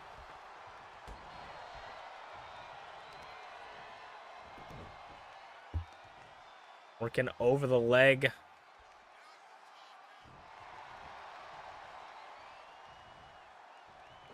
Match between just absolute animals. I mean, Tia's been doing a lot this season, and not much has been working out for her. As the bear turns the Shiba into a Boston Crab. The referee says break it up.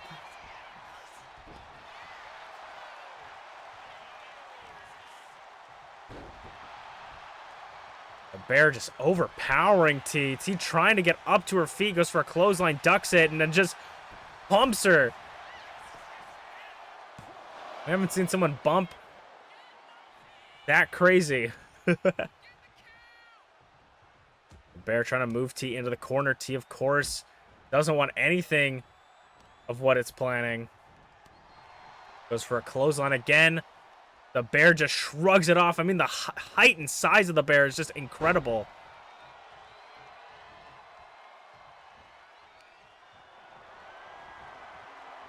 Sends the bear off the ropes.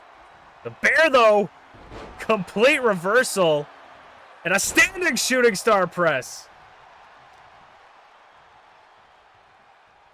Picking T up for a knee strike. We know T loves to hit them with the knee. Sending a flurry of right hands, running through, and now a bear just pummeling T on the ground. And that's Blutus's music. And T tries to take advantage, but the bear once again shrugging it off. Uranagi to T. What was that? Maybe a glitch in the sound station, or someone is trying to distract a bear in this match right now. The Coalition are on guard right now. Over the shoulder boulder holder. But the bear shrugs off that distraction quite effortlessly.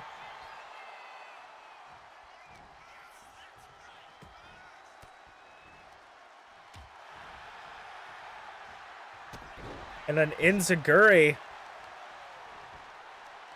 rubbed T to a bear.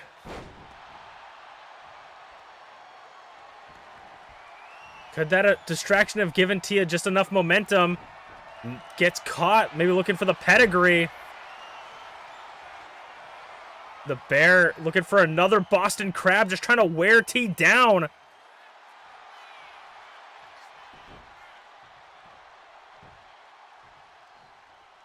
Try and go for it again. No T. Pushes the bear off like a leg press. Running headbutt from a bear. Just straight to the skull connection.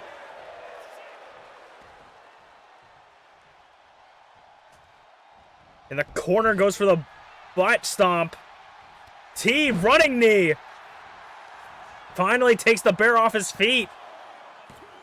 Kick out of 2.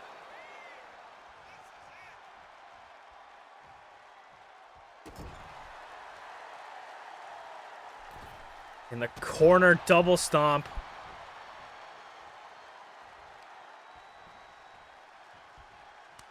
A big slap uppercut.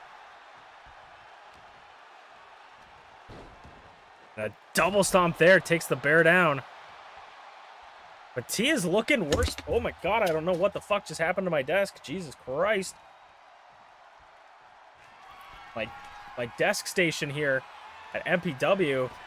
Twisted T as I continue to try and figure out my life.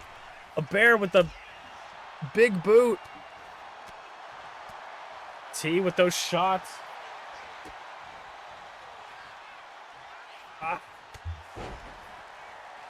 And now a bear was looking for something, but T back up onto her feet. The bear, oh my god, laying her down into the turnbuckles. And a bear hug reversal by T. Goes for it this time, connects. Pedigree. Rolls him away from the ropes, expertly done by T, the Shebus. And no 3.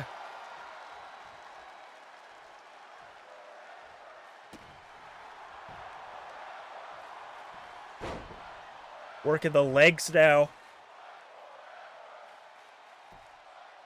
Got the bear tied up in a pretzel.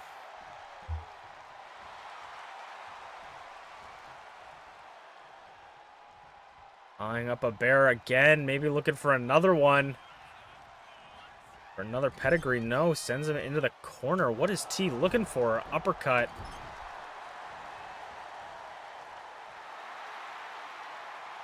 And T rushing across the ring, goes for the drop kick. Does not connect. He rolls outside into the French-Canadian commentators table. Tries to get the bear off her and gets a chop to the throat for her troubles. The bear looking to put T away with another bear hug. Can't get her elevated, but does have it locked in. T gets out of it. That elevation is really important. What is T doing? What is T doing right now? Tying the bear up in the ropes.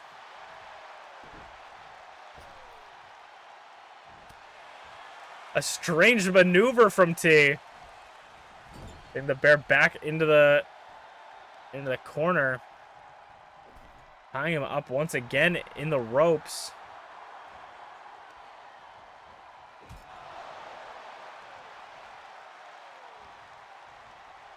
Spins him around. T just likes having him in this corner right now. Likes using the ropes to her advantage.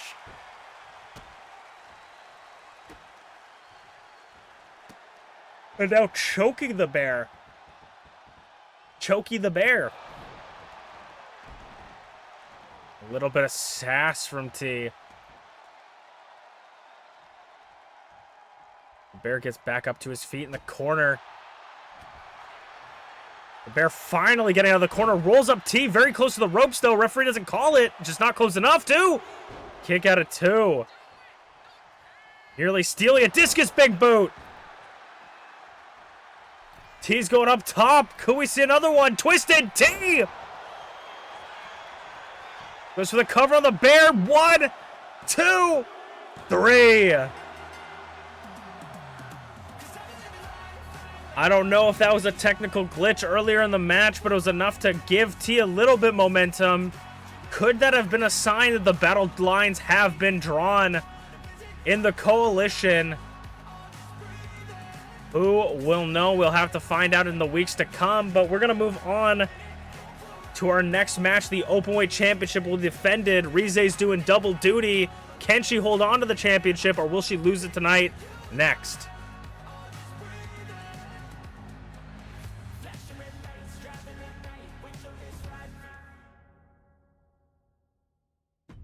No.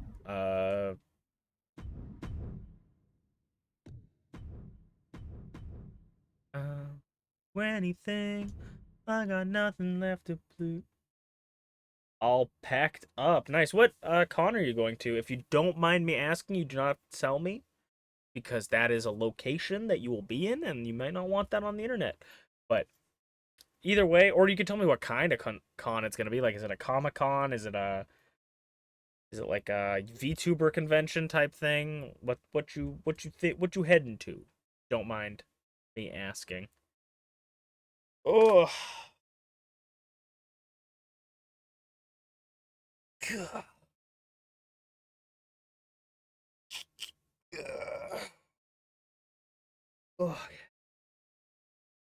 Okay, Anime Central. It's a huge con. You're not worried? That's fair. That's very cool. All right, let's get into the next match of the night. Oh.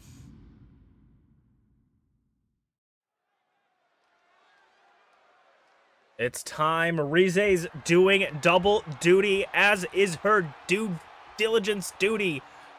As the Openweight Championship, the Openweight Championship is defended in a falls count anywhere anything goes when the opponent is randomly selected by anyone in either division. Who is going to challenge Rize for the Openweight Championship? And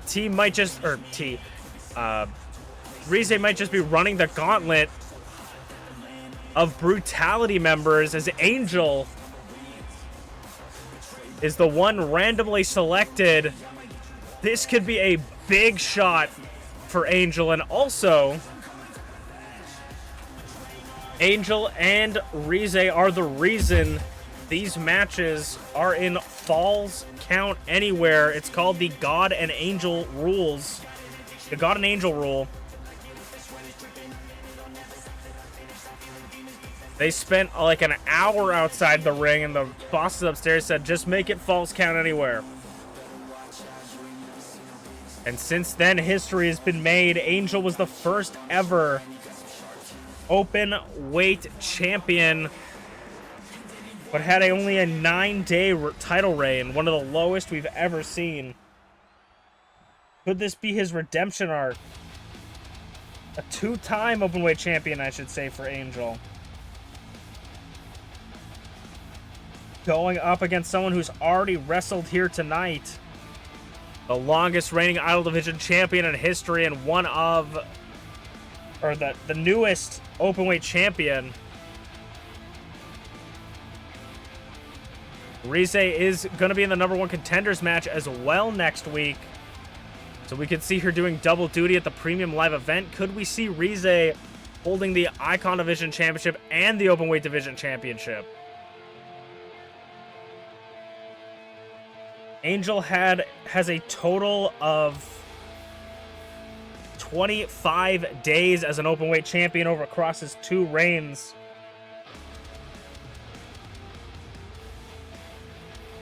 Looking to make a difference here. Gonna do his best to get a longer title reign.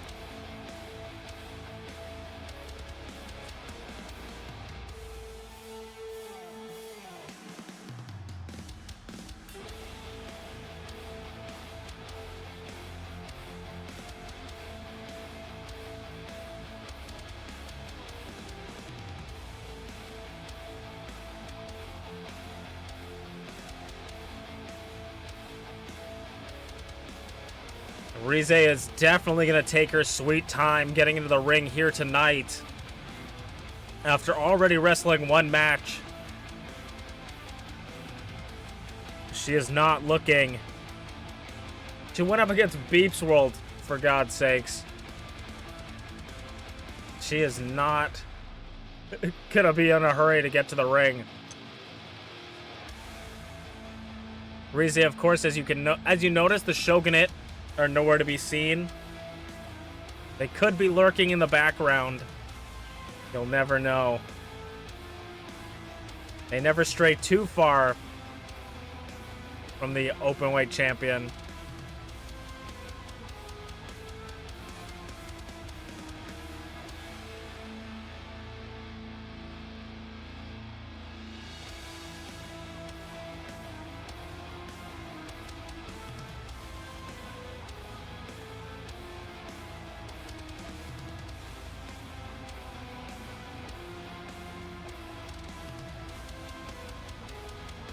The self-proclaimed Panda Archon herself packing up MPW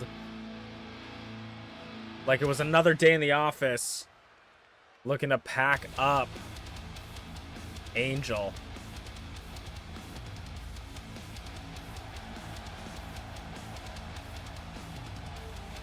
The ones in the chat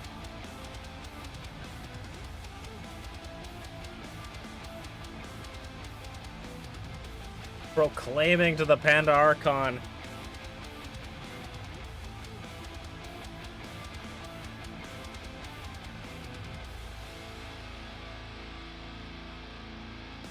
The Openweight Championship is called the Blue Chipper Championship for a reason. Rize's got to defend it here tonight, and will have to defend it at Cursed by Success. Whether she wins the #1 contendership or not. She could be doing 2 nights, double duty.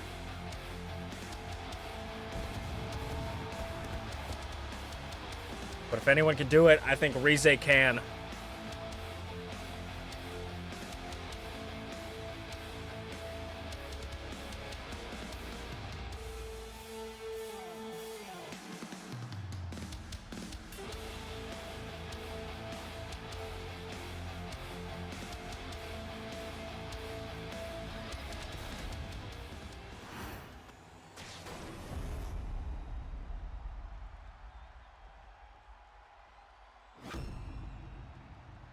And the Openweight Championship's on the line. Falls count anywhere, anything goes. That means any weapons, any objects, anything. No rope breaks, no disqualifications, no countouts. And you can pin or submit your opponent anywhere inside the MPW arena.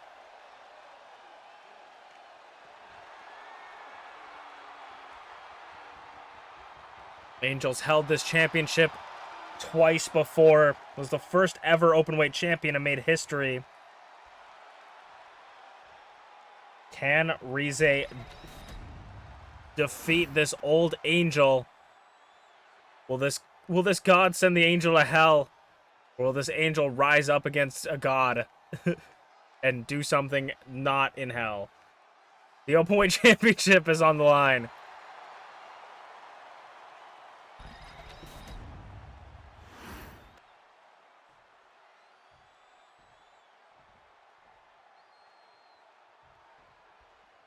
The bell is rung, and Angel and Rize are back at it.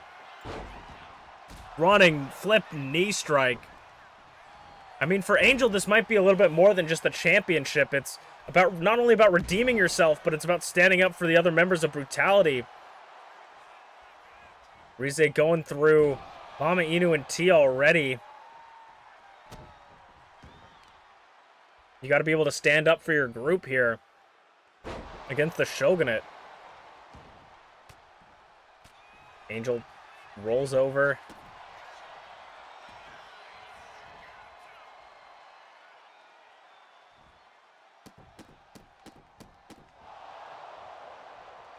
And a casket drop, but just a little bit too far to box with God. Ripcord clothesline.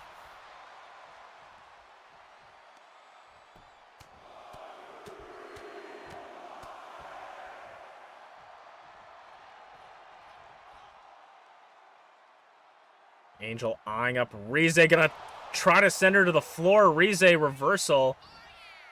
Both these two have some similar sharing movesets. Both of them. This is the Battle of the Spears.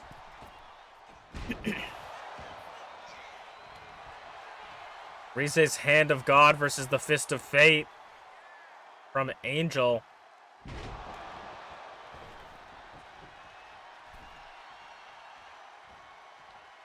Rize, oh, sweeping the leg. Angel making it to the outside, looking for a steel bat. Only bad intentions with something like that. Judo toss.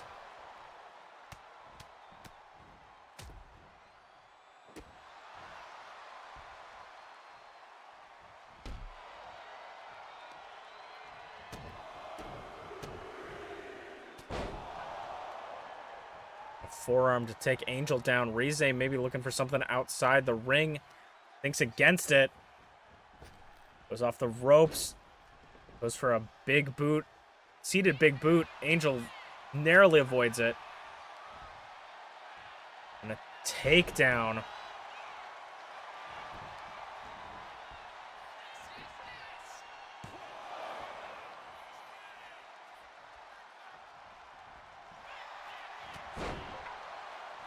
Casket drop from the center, no.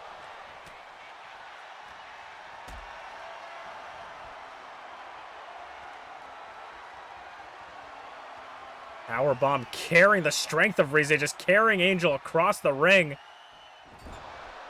Face first in the turnbuckle. Off the ropes, basement drop kick.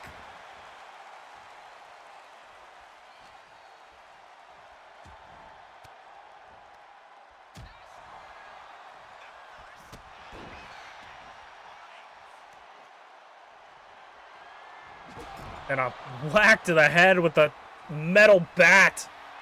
Could crack her skull right open. That elevated toss. Now Rize's under the ring for a sledgehammer. Gonna drive that into Angel. Goes for the cover. They get a 1 by Angel. Rize's trying to retain the championship. Doesn't want to expend too much energy because she already expended so much in her previous match tonight.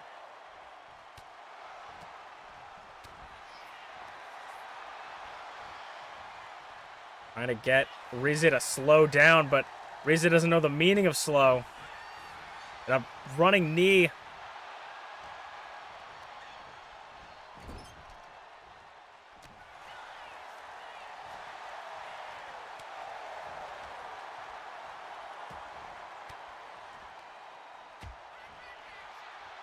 And a big boot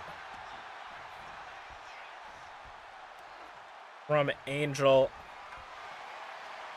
Big boot again. The lights go out. What is happening? Who are you, Chance, from the chat?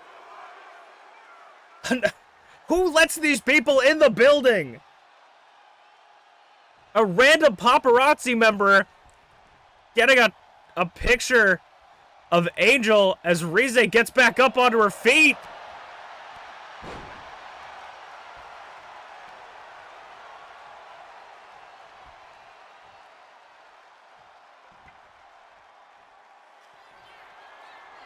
And the altar of the gods to Angel! Maybe that picture will be the only memento he's carrying out tonight. 2 count.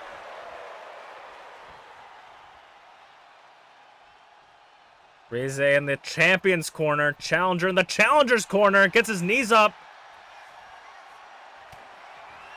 Rize sweeping the legs. Sledgehammer back in hand. Driving it into Angel's torso. Angel back up on his feet. Leg lariat.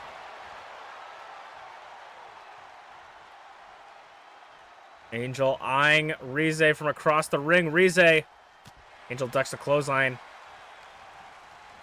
Sends her off the ropes.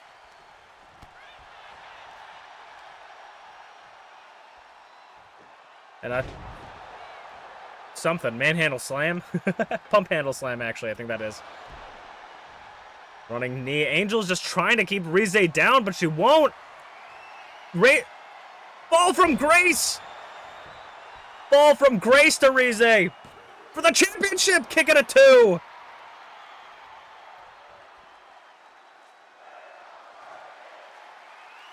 Angel's got the kendo stick now. Bringing all the foreign objects from under the ring.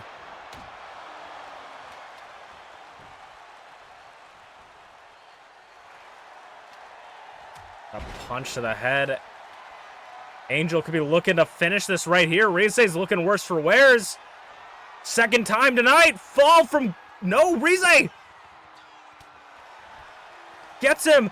Wrath of God! 1, 2. Oh, can get a 2. Nearly retain the championship. Sledgehammer back in hand.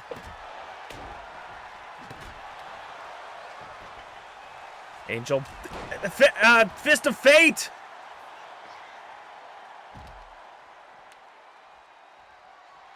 With that dented kendo stick, going to the outside, busting it on her knee.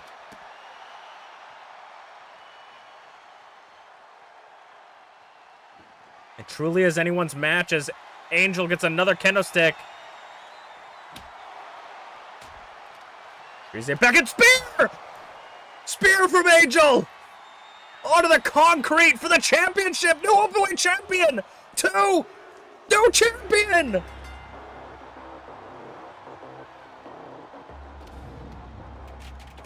The new openweight champion! Angel! Not only getting his revenge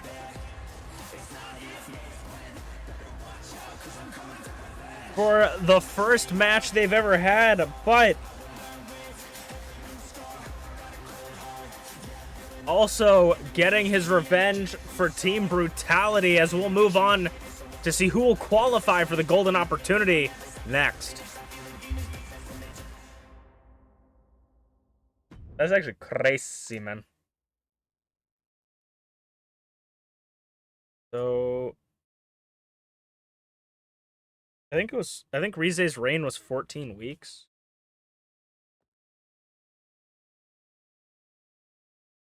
Probably not 14 weeks. It was 6. I was like, 14 seems a lot.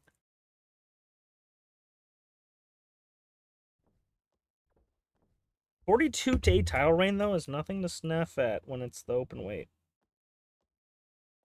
And we could see her trading it in. Like how a lot of people do. All right, let's get into the last match of the night. I don't think I can do a third set, so we'll do the third set another time, and then we'll probably do it soon, too. I have a lot of days off this week, but I have a lot of other shit I need to do, so we'll figure it out if I can manage my time. Let's get into the last match of the night. Oh.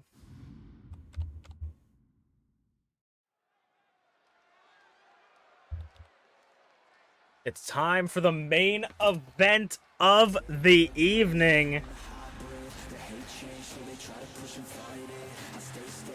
Who will qualify for the golden opportunity in 2 weeks' time? Every member of this match lost in the #1 contender tournament for the Idol Division Championship. But of course, they won't go home empty-handed, much like the Icon Division. They get a shot at the golden opportunity. Merlin starting us out first. Merlin lost to Unchained in the quarterfinals, I believe. And next up is Greg, who lost to Kato, I believe. Yeah, Kato Twin Moon after getting attacked by BA Tycho. Greg's going to meet BA Tycho once again in this match here tonight, and we'll see how that's going to affect their chances of winning. Either one of them could earn a shot at the golden opportunity.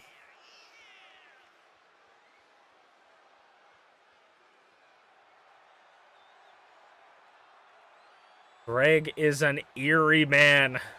You never really know what's going on in that brain of his. But I know one thing is clear.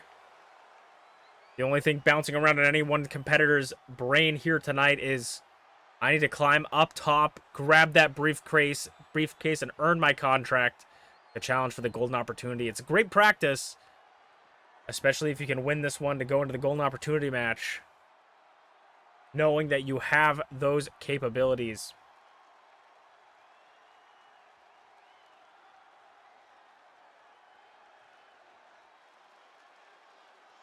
I don't think off the top of my head anyone here is a former golden opportunity holder.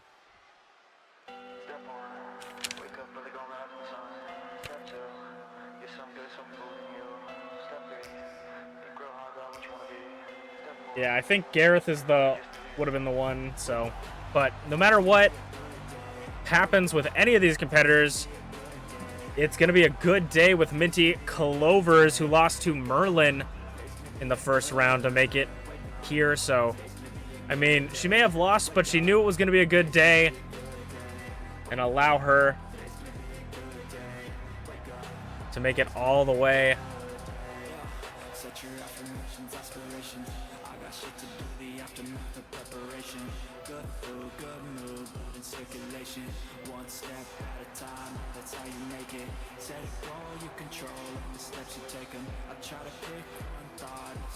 MintyClovers, I mean, Minty's had a big struggle this season to try and get her foothold in the championship scene, that this match could be incredibly important for her.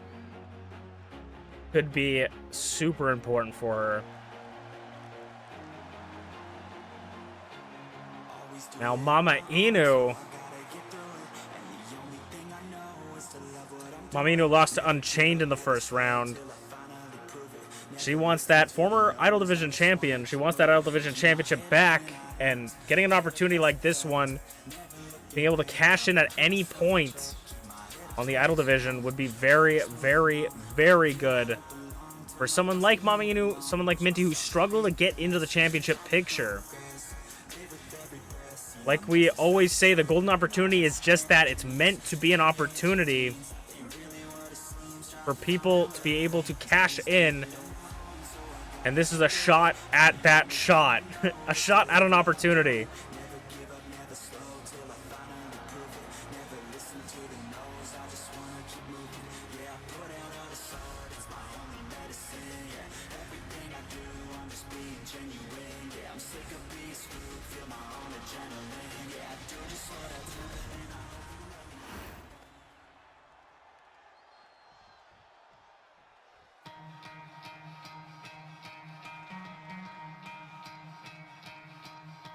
And the second to last member, the leader of the coalition, B.A. Tycho. Though the leader of the coalition may be something to be disputed. Is there a coalition to lead when there's so much infighting? If B.A. Tycho could pick up a win here, it could shut out the doubters.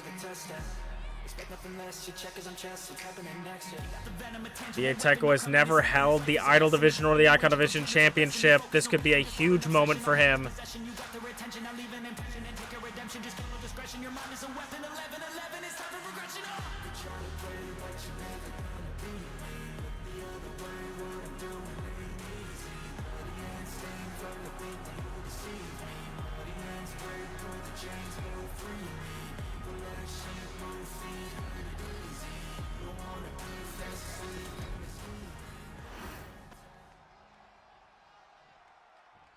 And the final member of this match was the one that lost last to Kato Twin Moon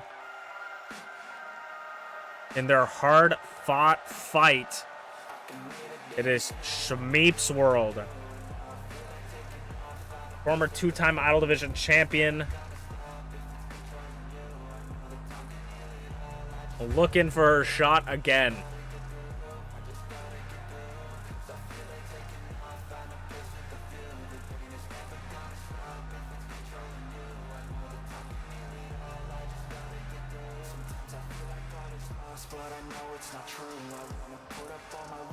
Can ShmeepsWorld do it? I mean, ShmeepsWorld's very, very familiar and comfortable with heights. So I assume climbing a ladder would be super simple for her. That's a sick camera shot.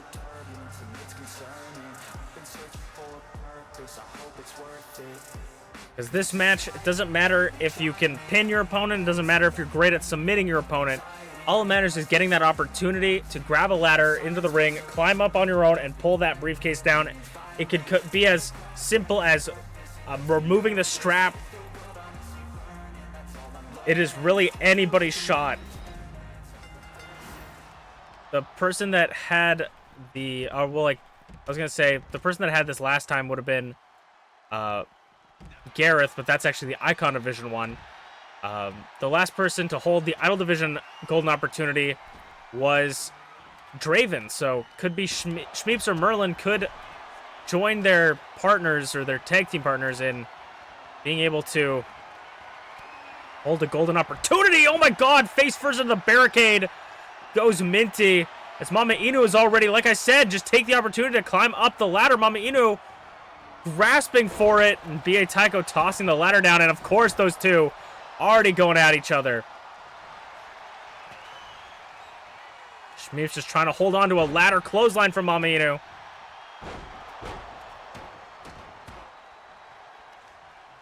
Two ladders already in the ring. MamaInu had her hands on the briefcase. But how will that go? B.A. Tycho and MamaInu fighting next to the commentator's corner. The, what is it called? The French Canadian commentator's corner. You know I'm dying when I forgot what the French Canadian commentators table is called.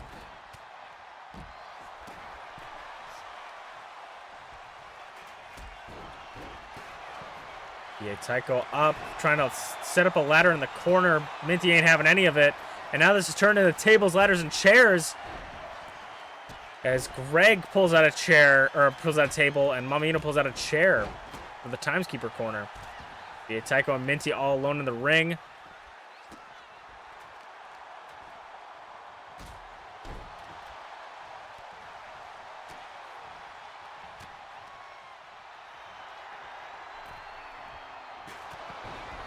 And a clothesline from Minty from out of nowhere. Merlin holding down the nerve hold, and Shmeeps like throwing the chair at MamaInu. That ladder fighting for its life to stay in the ring. Shmeeps gets sent out, and so does MamaInu.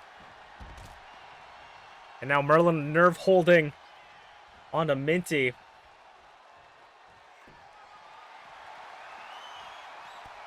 Tycho bumps him.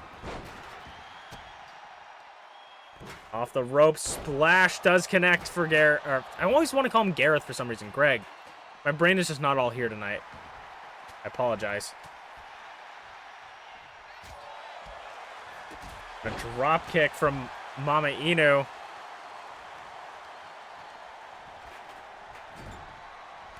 A shoulder tackle from Merlin. Running that cold shoulder across.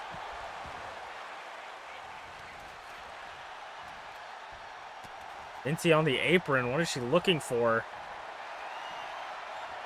Inverted DDT from Shmeeps. Off the ropes. Drop kick to the back of the head. Now Shmeeps. I don't know what she was looking for, but she might have tripped.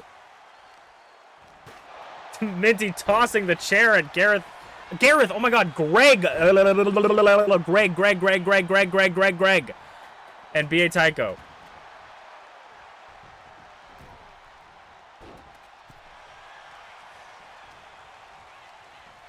Sending Minty up and over.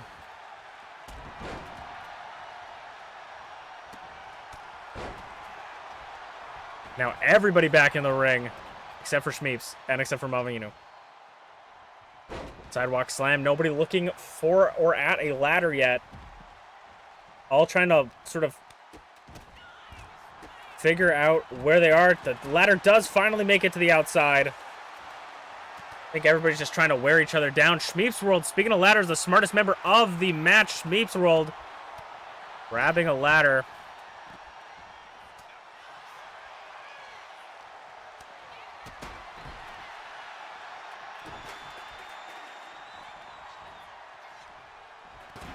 Grabbing Merlin and kicking him.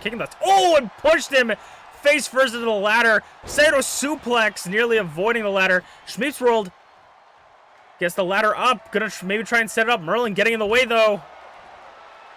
Dragon suplex. Shmeeps trying to fight him off. Drop kick. And a head kick. Shmeeps eyeing Merlin for a critical roll. Shmeeps could try to spend some time, maybe clearing the ring or using that ladder. Merlin back up. A dual power slam. Partly on the ladder. Minty. Shmeeps around the world to Merlin. Shmeeps now. Maybe looking for the ladder. No. I don't know what Shmeeps is doing. Looking for a steel chair. Okay, leaving Merlin alone in the ring with MamaInu.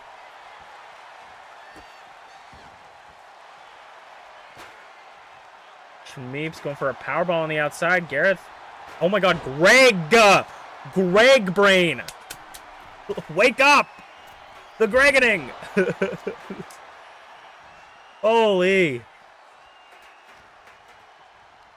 The Greg Nation will meet me in the parking lot after this match. If I'm not careful. Yeah, Tycho. Uranagi. B.A. Tycho, maybe the second smartest person in this match. Sets up the ladder, but the... Oh, there it goes. I was going to say the briefcase is a little bit out of position. As B.A. Tycho, Greg blocking Merlin from stopping B.A. Tycho. And MamaInu. Oh my god, they're stopping B.A. Tycho from grabbing the briefcase. MamaInu's the only one trying. And B.A. Tycho earns his golden opportunity. Or not his golden opportunity, he qualifies for the golden opportunity. Oh my god. Thank you guys so much for watching Masu Pro Wrestling. I'm Masu Pro Wrestling 10, and we'll see you guys for the go home show to Cursed by Success. next week. We'll see you guys then. I was honestly probably one of the worst people that could have won that because I need to not continue doing this. But or right now, I mean, but I'm like that's like the worst person to get it cuz I'm like building to something with Greg and BA Tycho right now and it's not that big of a deal, but I'm like fuck. I had a fucking match idea and then and I'm like I just need Greg. Yeah, Greg. I was almost gonna scream at myself. I need Greg or BA Tycho to not be doing something. All right, we're gonna go raid out. We're gonna look and see who's streaming. We'll definitely do the last show that we need to do another week, and then we'll probably play some Tomodachi Life or something on that same stream as I was talking about. Let's see what's going on.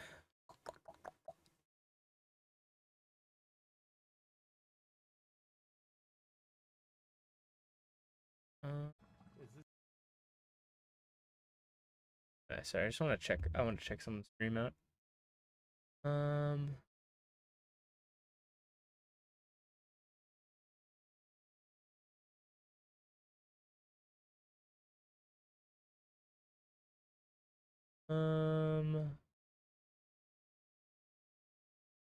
I blind? Like nobody's on right now. I honestly don't have the mental to raid someone I don't know right now. We might not raid anyone. I genuinely don't see anyone I know right now. I feel like, I mean, it is Wednesday. Like nobody I know, I feel like streams on Wednesday. So we're just not gonna raid out. Hi, D.